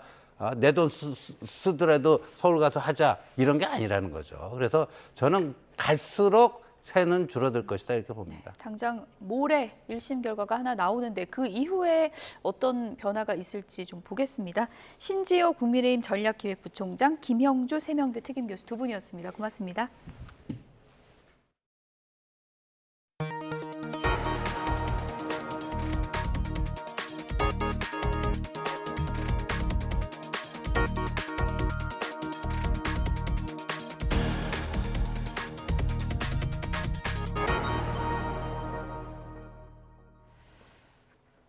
네, 미국 정부가 북한군이 러시아 쿠로스크에서 전투에 참여했다고 처음으로 확인을 했습니다.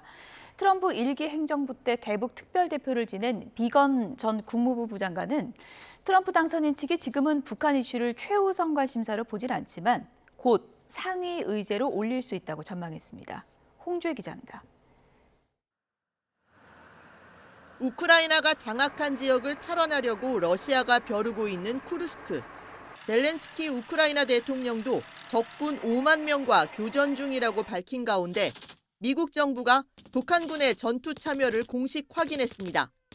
Over 10,000 DPRK soldiers have been sent to eastern Russia, and most of them have moved to the far western Kursk Oblast, where they have begun engaging in combat operations with Russian forces. 파텔 부대변인은 블링컨 국무장관이 참석할 북대서양 조약기구와 유럽연합 회의에서 북한의 참전 문제가 논의될 거라고 덧붙였습니다. 관심은 도널드 트럼프 미국 대통령 당선인이 내년 1월 집권하면 북한을 어떻게 다룰지에 쏠립니다. 트럼프 당선인은 유세 기간 북한 김정은 국무위원장과의 친분을 수차례 언급하며 북미 대화 재개 가능성을 시사해왔습니다. All he wants to do is buy nuclear weapons and make them. I said, just relax, chill. You got enough. You got so much nuclear weapons, so much. I said, just relax. Let's go to a baseball game. I'll show you what a baseball.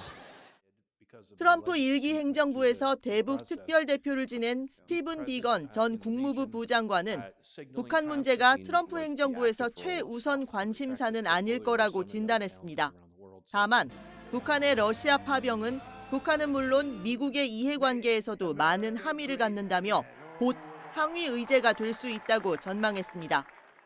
I don't expect this issue to sit long before it begins to percolate towards the top of the agenda, and if it doesn't, then I expect North Koreans might themselves look for ways to make sure it does. 비건 전 부장관은 같은 강물에 발을 2번 담글 수 없다는 격언을 언급하며 북미 협상이 성사돼도 맥락은 1기 때와는 크게 다를 거라고 내다봤습니다. YTN 홍주혜입니다. 도널드 트럼프 미국 대통령 당선인이 차기 정부에서 신설될 정부 효율부 수장으로 일론 머스크 테슬라 최고 경영자를 지명했습니다. 트럼프 당선인은 현지 시간 12일 성명을 내 머스크와 더불어 기업가 출신 비벡 라마스와미가 정부 효율부를 이끌 거라고 발표했습니다. 트럼프 당선인은 성명에서 머스크와 라마스와미는 정부의 관료주의를 해체하고 과도한 규제를 줄이며 낭비적인 지출을 줄이는 길을 열어줄 것이라고 밝혔습니다. 차기 행정부 중앙정보국 수장으로는 존 래클리프 전 국가정보국 국장을 지명했습니다. 트럼프 당선인은 래클리프는 최고 수준의 국가안보와 힘을 통한 평화를 보장하면서 모든 미국인의 헌법적인 권리를 위해 두려움이 없이 싸우는 전사가 될 것이라며 이같이 밝혔습니다. 또 2기 행정부의 국방부 장관에는 폭스뉴스 진행자 피트 헤그세스를 지명했습니다. 트럼프는 성명에서 피트는 강인하고 똑똑하며 미국 우선주의의 진정한 신봉자라고 소개했습니다. 또 피트가 지휘봉을 잡으면 미국의 적들은 우리 군이 다시 위대해질 것이며 미국은 결코 물러서지 않을 것임을 알게 될 것이라고 말했습니다. 미 재판부가 도널드 트럼프 미국 대통령 당선인의 성추문 입막음 돈 지급 사건의 판단을 일주일 연기했습니다. 유의미한 형량을 선고할 가능성이 희박한 가운데 미 법무부는 트럼프 취임 전 이 사건들을 종결한다는 입장이어서 사법 리스크가 줄어들 전망입니다. 뉴욕에서 이승윤 특파원입니다. 지난 5월 트럼프 당선인은 전직 성인 영화 배우에게 성관계 폭로를 막으려고 13만 달러를 건넨 혐의로 기소되며 위기를 맞았습니다. Donald Trump was arraigned on a New York Supreme Court indictment returned by a Manhattan grand jury on 34 felony counts of falsifying business records in the first degree. 배심원단은 34개 혐의 모두 유죄 판결을 내렸습니다. 재판부는 이를 뒤집을지 유죄하고 형량을 선고할지에 대한 결정을 일주일 미루기로 했습니다. 유죄 판결을 무효로 해달라는 트럼프 측의 요청과 대선 이후 상황 변화에 대한 법률적 검토가 필요하다는 검찰 입장을 고려한 겁니다. 이런 가운데 미국 법무부는 국가기밀 반출과 대선 패배 결과 뒤집기 시도 혐의로 트럼프를 기소한 사건을 취임 전 끝내는 방안을 검토 중입니다. 현직 대통령 불기소 정책을 지키기로 한 겁니다. 트럼프는 형사 기소가 정치적 탄압이라며 취임 즉시 사건을 끝낼 것이라고 밝혔습니다. This is an assault on our country, and it's a country that's failing. It's a country that's run by an incompetent man who's very much involved in this case. This is really an attack on a political opponent. That's 이에 따라 트럼프 측이 취임 이후 법무부에 사건 기각을 요구하거나 트럼프 자신이 전례 없는 셀프 사면을 시도할 수도 있습니다. 조지아주 검찰이 기소한 또 다른 대선 결과 뒤집기 의혹은 수사검사와 풀턴 카운티 검사장이 사적인 관계인 것이 드러나 재판이 중단된 상태. 재개돼도 트럼프 측은 면책특권을 내세울 전망인 만큼 사법 리스크를 상당 부분 털어냈습니다. 이곳 뉴욕 맨하탄 형사법원의 판단은 미 동부 시각으로 오는 19일 내려질 전망이지만 트럼프의 대선 승리로 유의미한 형량 선고는 어려울 것이라는 게 현지 법률 전문가들의 판단입니다. 뉴욕에서 YTN 이승윤입니다. 네, 지난달 종로 낙원 악기상가 앞에서 기타 연주 플래시몹이 열렸습니다. 잠시 좀 들어보실까요?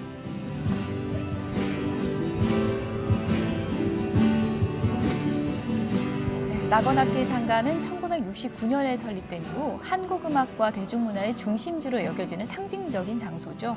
55년 전통을 기념해서 처음으로 개최된 기타쇼의 하이라이트가 바로 이 플래시몹이었다고 합니다. 수십 명이 한 몸처럼 연주하는 이 장면, 노래 가사처럼 한편의 아름다운 추억이 될 것 같습니다. 외줄을 타는 한 남성이 보입니다. 그런데 이 남성이 외줄 타기를 하는 장소, 땅이 아닌 하늘 위인데요. 네, 아래로 하얀 뭉게구름이 보이는 게 믿기지가 않습니다. 이렇게 아찔한 외줄 타기를 성공해낸 이 남선들, 이 독일 출신의 슬랙라인 선수들로 상공 2,500m 높이의 신기록을 세웠다고 하는데요. 발목으로만 지탱해서 지금 보시는 것처럼 거꾸로 매달리기도 하고 줄 위에서 다리를 찢는 묘기도 보여줍니다. 이 세계 최고의 강심장이네요. 미국 남서부 애리조나주입니다. 기저귀를 찬 2살 배기 아기가 갑자기 도로에 뛰어듭니다. 정말 아찔한 상황이죠. 반대편에서 아기를 발견한 운전자가 급하게 경적을 울려서 아기의 존재를 알렸습니다. 아기도 경적 소리에 반응한 듯 잠시 멈춰섰는데요. 아슬아슬하게 차들이 아기를 피해가고 아이를 발견하고 달려온 여성이 뛰어들어와서 아기를 안았습니다. 이 영상은 현지에서 보도되면서 네티즌들의 공분을 샀는데요. 알고 보니까 아기 어머니가 큰 아이들만 데리고 잠시 외출하면서 문 잠그는 걸 깜빡 잊었다가 이런 일이 발생했다고 합니다. 지역 아동보호당국에서도 현재 아동안전 위협 혐의로 어머니를 조사하고 있다고 하는데요. 그래도 아기가 무사해서 정말 다행인 것 같습니다.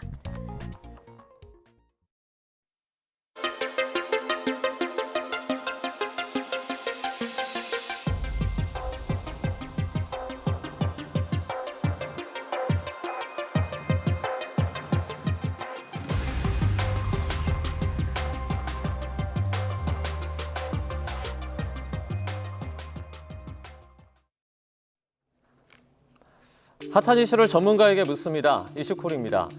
음주 뺑소니 사고를 낸 트로트 가수 김호중 씨 1심에서 징역 2년 6개월에 실형이 선고가 됐습니다. 이 세 번째 반성문까지 제출하면서 선처를 호소했지만 결국 통하지 않았습니다.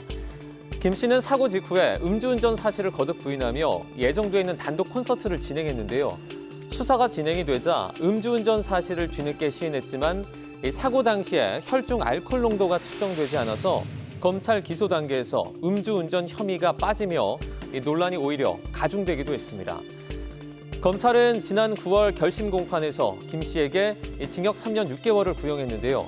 혐의를 인정한 김 씨는 최후 진술에서 같은 실수를 반복하지 않겠다, 정신 차리고 똑바로 살겠다라며 이 선처를 호소하는 모습을 보이기도 했습니다. 오늘 1심 선고 결과 정경일 교통전문 변호사와 자세하게 살펴봅니다. 변호사님 나와 계시죠? 네, 안녕하세요. 네, 안녕하십니까? 조금 전 오전입니다. 1심에서 징역 2년 6개월의 실형이 선고가 됐습니다. 먼저 네네. 처벌 경중을 두고 어떻게 생각하세요?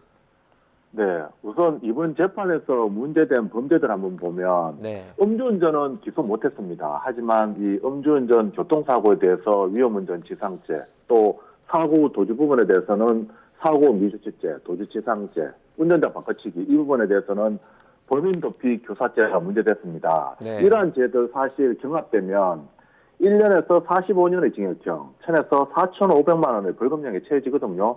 그런데 실제 음주운전 교통사고에 대한 처벌이 지금까지는 선방망이 처벌이었고 피해자와 합의했고 뭐 구속된 기간 고려해서 집행유예형 선고될 줄 알았거든요. 사실 솔직히 예상하지 못했습니다. 네. 2년 6월 선고 이례적인 경우로 볼 수 있겠습니다. 이제 뭐 듣기로는 그 전례에 비해서 조금 무겁다 이렇게 제가 그 판단이 되는데 이번 판결에서 가장 큰 영향을 미쳤던 혐의나 정황이 있다면 어떤 게 있을까요?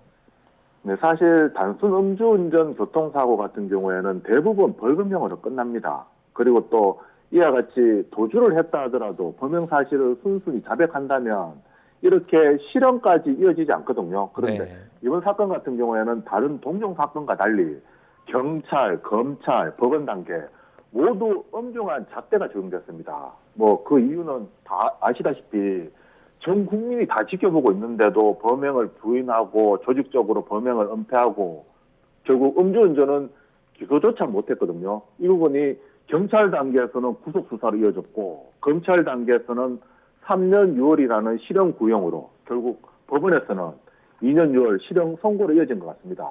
쉽게 이야기 드린다면 이 유명인의 조직적인 사법 방해가 전 국민의 분노를 샀고 사회적 파장이 생겼고 결국 이게 선고 결과로 이어졌고 일벌백계 필요성이 많이 반영된 것으로 보입니다. 이제 그 판결에 괘씸함이 반영되지 않았나라는 생각이 들게 하는 대목인데 이 김 씨는 혐의를 모두 인정을 하고 피해자와 합의를 하기도 했습니다. 반성문도 세 차례 제출했는데요. 네. 이것들이 이제 형량 결정에 영향을 미치는 요인들은 맞죠? 네, 맞죠. 보통 일반적으로 형량 결정에 유리한 요소로 작용됩니다. 네. 피해자와 합의, 그 죄를 깊이 뉘우치는 반성문 제출은 유리하거든요.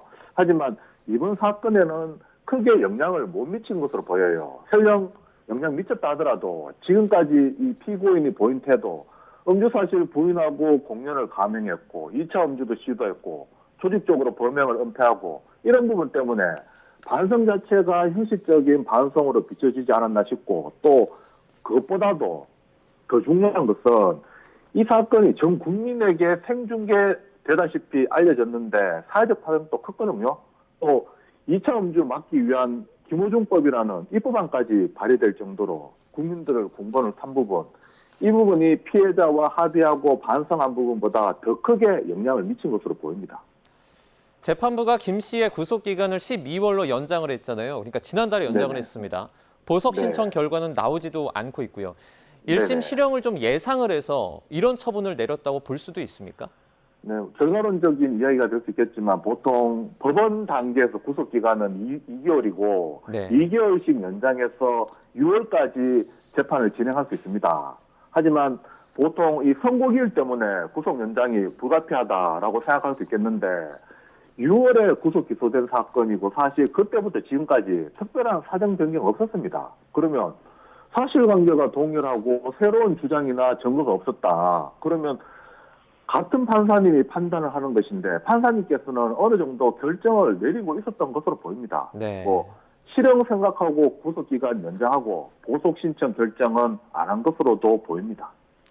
이번 판결이 이제 음주운전 등의 범죄에 경종을 좀 울릴 수도 있을 것 같거든요. 어떻게 보십니까? 네, 네, 맞습니다. 사실 이 김호중 사건으로 이 음주운전에 대한 공백이 생겼다면서 많은 우려도 있었고 모방 범죄도 많이 있었습니다. 이런 부분을 사실 법원에서 경종을 울렸다고 볼 수 있고 또 입법의 공백, 보완하는 판결이 된 것으로 보입니다. 지금까지 사실 법원에서는 선망망이 처벌로 일관했습니다. 하지만 이번에 어떤 이걸 계기로 음주운전과 음주운전을 피하는 행동, 이 더 무거운 처벌로 이어진다는 공식이 성립되도록 할 필요가 있고요. 많이 알려져서 이러한 음주운전 자체가 근절되었으면 합니다.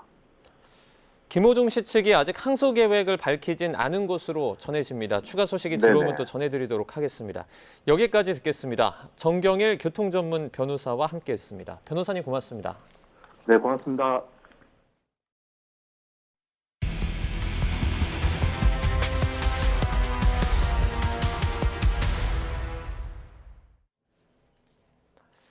불법 추심 문제와 관련해 YTN이 전직 사채업자들을 만나 피해자들을 어떤 식으로 괴롭히는지 실태를 확인했습니다.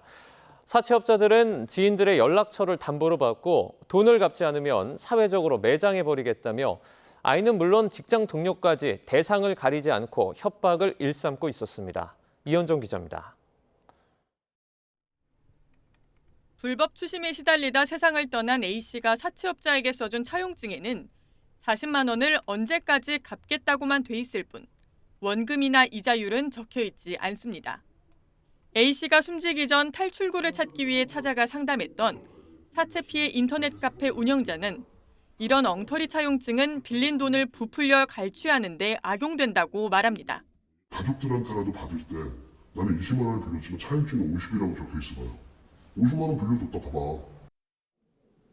6살 딸을 유치원에 협박 전화를 한 것도 피해자들의 가장 고통스러운 고리를 노리는 악질 사채업자들의 전형적인 수법이었습니다. 애들 건드리는 거죠. 학교까지 전화해서 실제로 협박을 하고 담임선생하고 또 욕을 하고. 사채업자들은 아이 등 가족은 물론 친구나 회사 동료를 상대로도 불법 추심에 나서며 사회적으로 매장되게 하겠다고 피해자들을 협박하는데 이를 위해 지인들 연락처를 담보로 받거나 휴대전화에 프로그램을 깔아 주소록을 통째로 빼가기도 합니다. 불법 사금융 업체에서 2년여 동안 일했던 전직 불법 사채업자도 가장 먼저 배운 건 겁주는 방법. 그중에서도 지인 추심이라고 증언합니다. 일단 지대적으로 겁을 줘야 되는 거죠. 쟤 너희 아빠 누구지? 내 돈 빌려갔는데 내 돈 갚아라. 왜 안 갚냐? 돈을 안 갚으면 지인들에게 뿌리겠다며 나체 사진이나 영상을 받는 경우도 빈번합니다. 갚지 못한다 그러면 대신 나체 사진을 보내라. 노출이나 이런 걸 해서 보내라고 하면 이자를 조금 감면시켜 줄 테니 일단 보내라. 사채업자들은 추적을 피하기 위해 절대 신분을 노출하지 않는데 실장, 팀장 등 가짜 직책을 대며 SNS나 대포폰으로만 피해자들과 접촉합니다. 빚에 허덕여 돌려막기를 시도하는 피해자에게는 다른 사채업자인 척 SNS로 접근해 고금리로 돈을 뜯어내길 반복합니다. 비대면 대출이다 보니까 아무래도 그 심리적인 어떤 저항도 덜하고 또 쉽게 이용할 수 있고 편리하다. 아이와 부모님, 친구와 직장까지 피해자들의 모든 걸 소나귀에 쥔 사채업자들의 횡포가 사람을 죽음으로 내몰고 있습니다. YTN 이현정입니다. YTN 단독 보도가 나간 뒤 윤석열 대통령이 불법 채권 추심을 뿌리 뽑으라고 지시한 데 이어서 법무부와 대검찰청도 본격 대응에 나섰습니다. 법무부 장관은 어제 대검찰청에 철저한 수사와 공소 유지로 불법 채권 추심 범죄를 근절하고 관련 사건 처리 기준을 엄정하게 적용하라고 지시했습니다.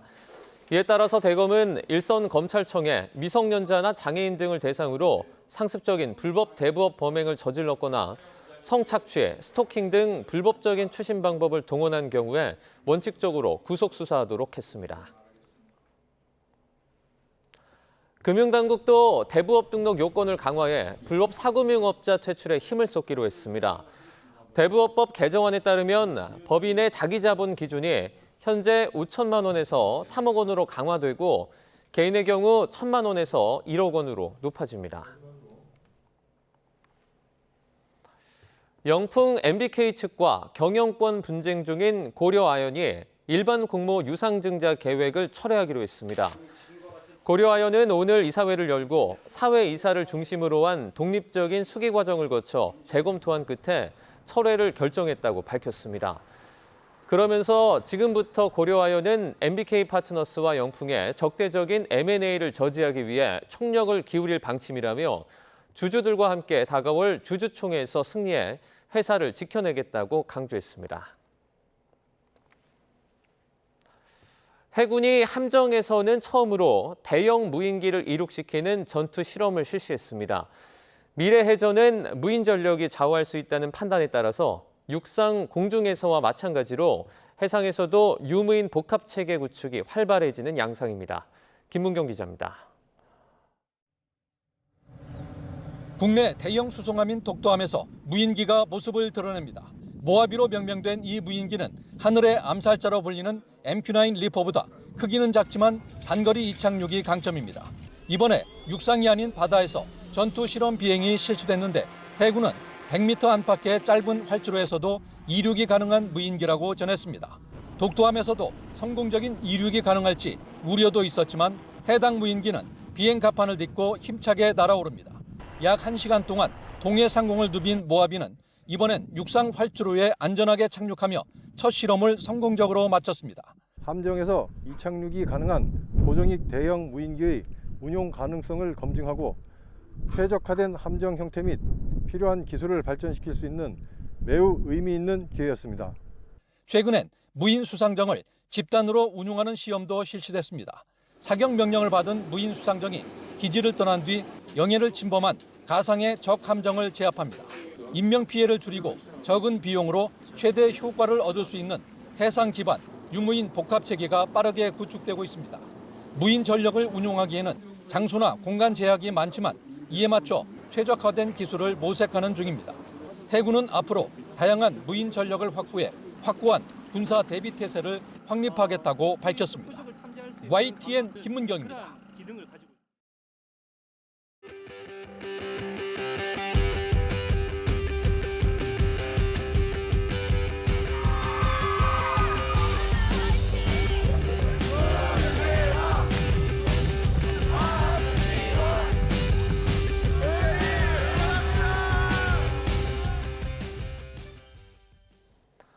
하루 앞으로 수능이 다가오면서 수험생들의 마음은 싱숭생숭할 수밖에 없습니다. 긴장을 누그러뜨리려 평소에 하지 않던 행동을 하기도 하는데 그러다가 컨디션을 망칠 수 있는데요.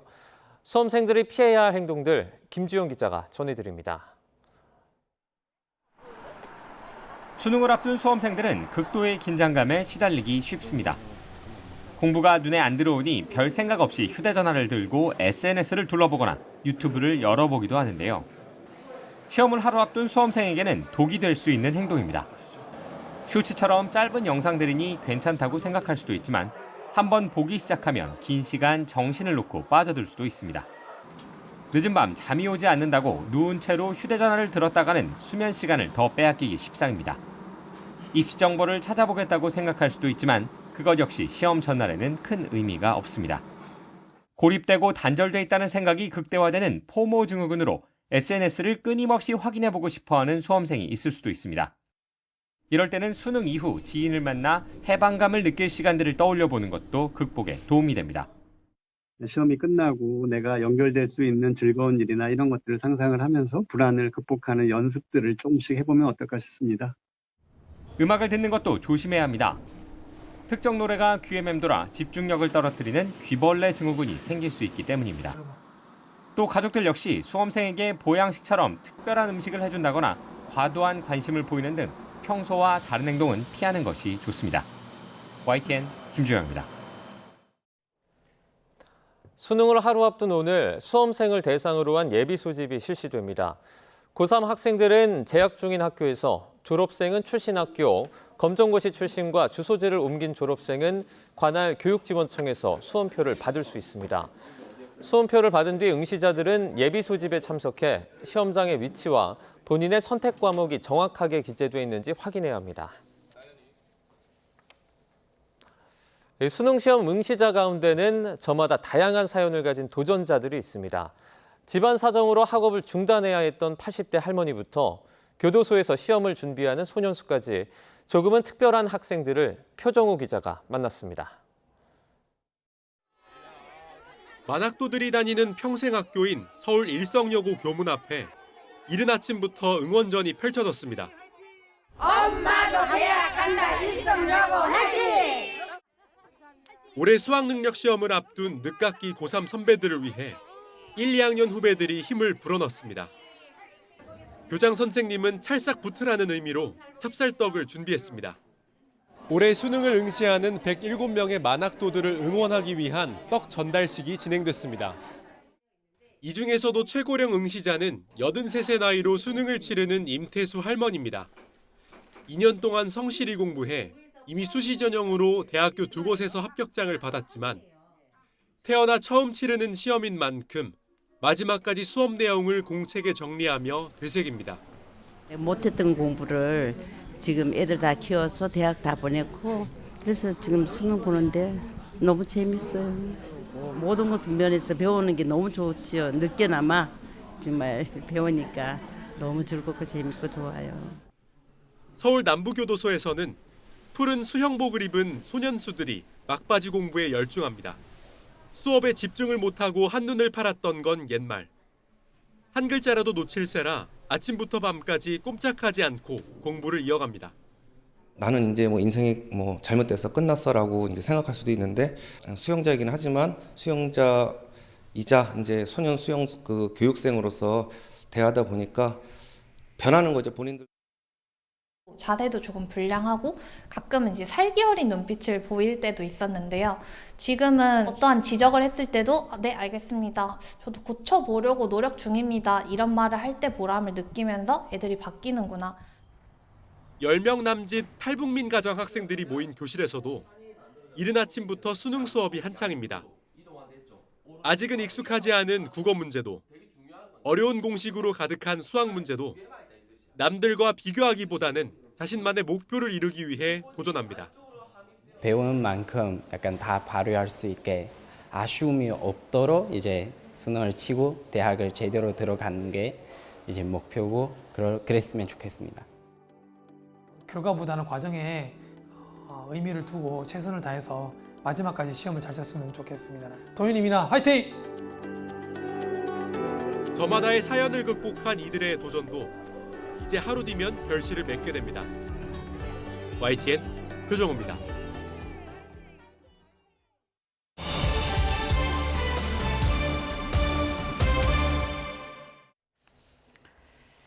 네, 내연관계의 군무원을 살해하고 시신을 훼손해서 유기한 사건의 피의자인 육군장교 양광준 씨 신상이 공개됐습니다.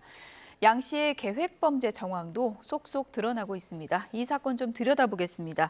이웅혁 건국대 경찰학과 교수 나와 계십니다. 어서 오세요. 네, 안녕하십니까. 네, 양광준 신상이 공개됐는데 이렇게 군인 신분 피의자가 신상 공개된 거는 처음인 것 같습니다.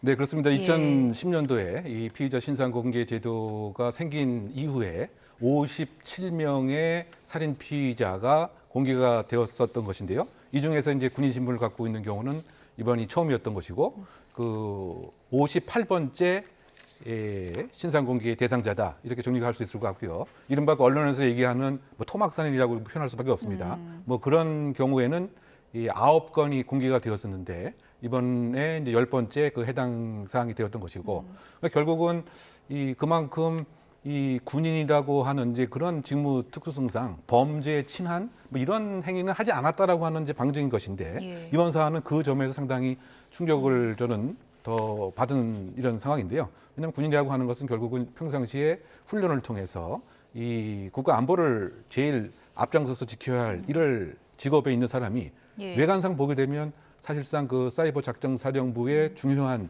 장교가 결과론적으로 보게 되면 아군을 살해한 예. 이런 모습으로 비춰질 수밖에 없고 또 하나 우리가 주목을 해야 될 것은 피해자가 역시 또 여성이었다라고 하는 이런 점도 최근에 문제가 되고 있는 그 교제 살해의 예. 폐해가 이 군 조직 내에서도 여전히 작동되고 있는 것은 아닌가? 그래서 예. 그 최근 한 통계에 의하면 3일에 한 번씩 남성에 의해서 여성이 살해되고 있다라고 하는 이제 뭐 그런 예. 통계하고 같이 맞물리게 된다면 예. 이것은 그 단순한 살인 사건을 넘어서는 상당히 우리 사회에 또아를 들고 있는 문제점이 노정된 예. 사건이 아닌가 사진을 좀 생각합니다. 크게 보여주시면 좋을 것 같습니다.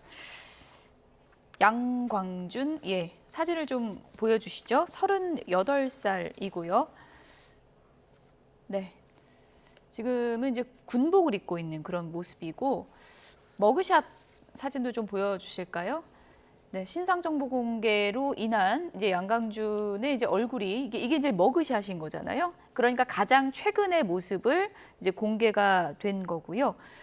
근데 많은 그 얘기들이 이제 들려오는데 어떤 사람이었다, 평소에 뭐 후배들을 잘 챙겨줬던 뭐 착한 사람이었다 이런 얘기도 좀 들려오고 있더라고요. 너무 일반적인 그 평판은 예. 후보에게도 따뜻하고 그 성실한 군 생활도 하고 여러 가지 그 성적도 그 우수한 예. 상당히 그 촉망받고 기대를 한 몸에 담아내는 그러한 장교였다. 진급도 좀 빠른 거 아닙니까? 예, 지금 38세에 지금 중령으로 진급했다라고 예. 알려져 있는데요. 예, 중령 진급 예정자였다고 그러죠. 네. 예. 그럼 평균 그 수치에 비교해 보면 예. 상당히 초속 빠르게 승진을 한 것이다라고 예. 볼 수가 있는데요. 왜냐하면 일반적으로 중령의 평균 나이가 40대 그 초반, 좀 늦은 경우는 40대 중반인데 지금 저 살인 용의자는 38세인 것을 보게 되면 상당히 빠르게 승진을 했다. 물론 그 병과에 따라서 조금 차이가 있고 예. 뭐 그런 등등의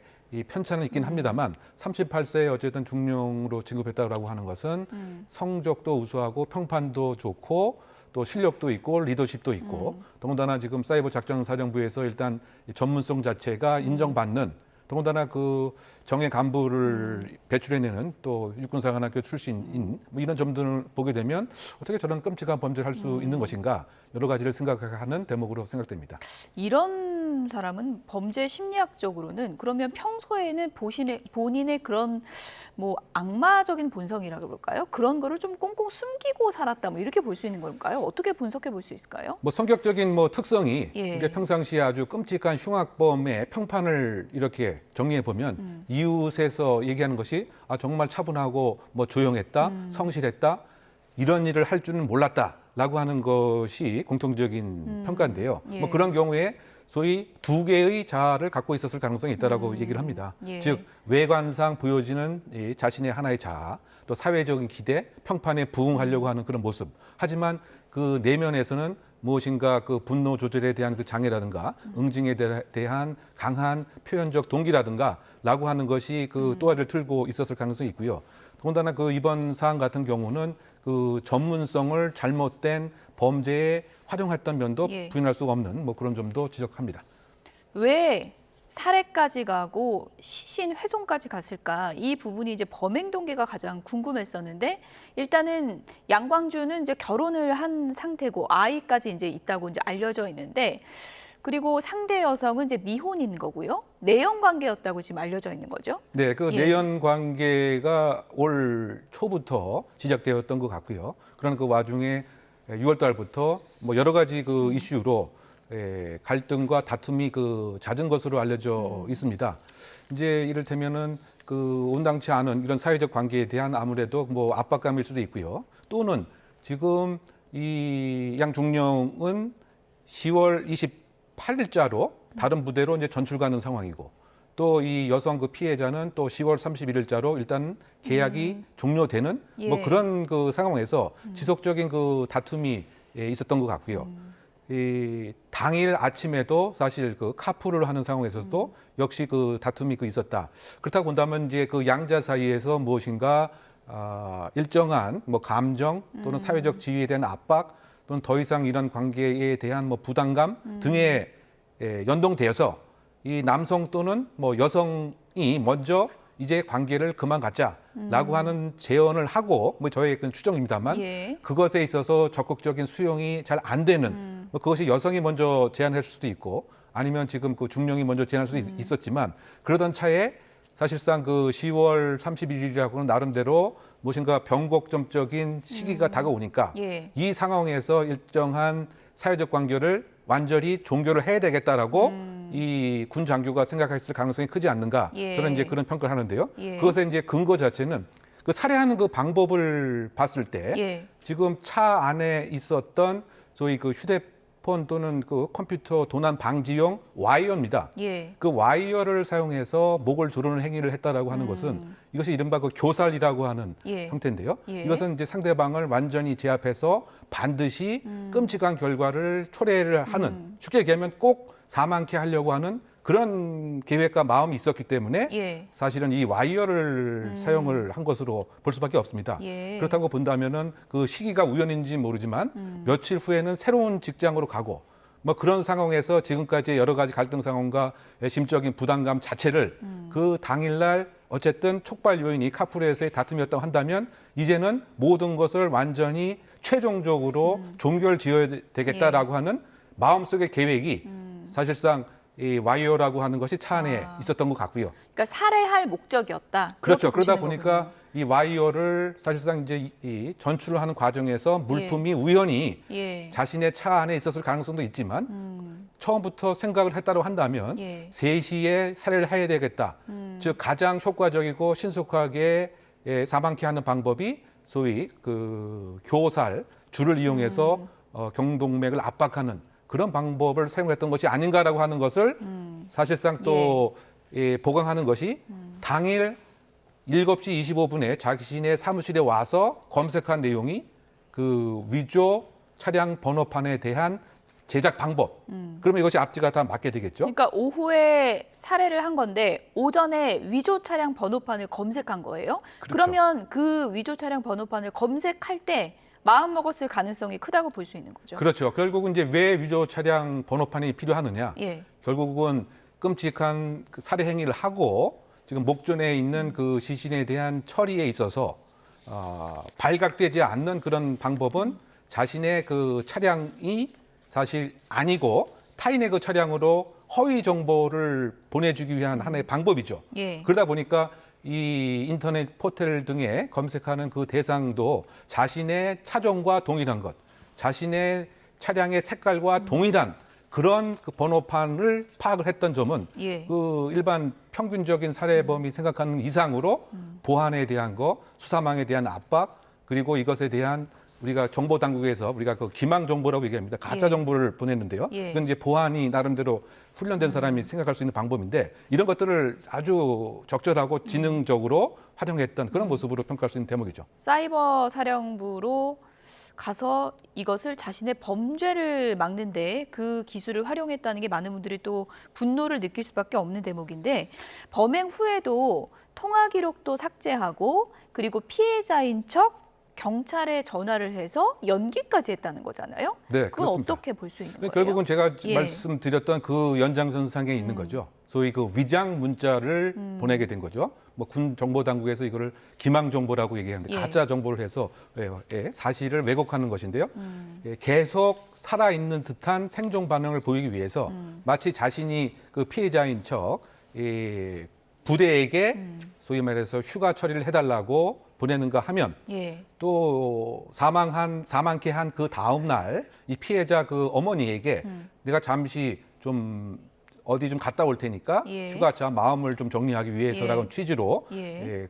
집에 안 들어올 테니까 뭐 걱정 말라고 하는 얘기에 이제 문자까지 이제 보냈던 거죠. 예. 그리고 지금 잠깐 뭐 지적하신 바와 같이 그 경찰에 이를테면 신고 자체에 또 혼선을 주기 위한 뭐 그런 그 가장적인 그 행위도 했던 것이고요. 근데 피해자인 척 전화를 했다는 건데 그럼 여자 목소리 냈다는 거예요? 근데 그 맥락이 이제 어떻게 돼 있느냐? 예.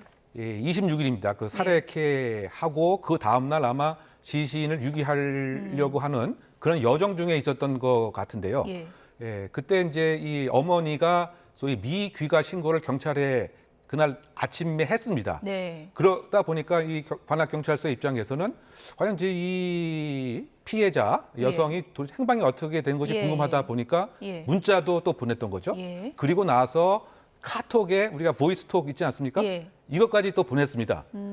그런데 이 전화를 갖고 있는 사람은 지금 이 중령이죠. 예. 그래서 마치 피해자인 척 이 보이스톡에 응대를 한 거죠. 그렇군요. 그래서 보이스톡에 이제 뭐라고 얘기를 했느냐? 예. 사실상 이 미귀가 신고 자체를 예. 취소하고 싶다라고 하는 얘기를 했는데 예. 그런데 이 취소가 공식적으로 이루어지기 위해서는 112 신고를 통해서 이루어져야 됩니다. 예. 그러다 보니까 그건 접수가 안 된 거고요. 그래서 그러니까. 결국 다시 112 신고로 하게 되었던 거죠. 그러면서 이 상황에서 이 목소리도 여성처럼 이 가장해서 내려고 하는 그러면서 결국 종국적으로 내가 지금 고속도로에 운행 중하니까 이 신고 자체를 지금 취소달라라고 하는 요청까지 했던 뭐 이런 그 사항에서 목소리도 피해자로 가장하려고 하는 시도도 했었다라고 정리할 수가 있는 부분입니다. 예.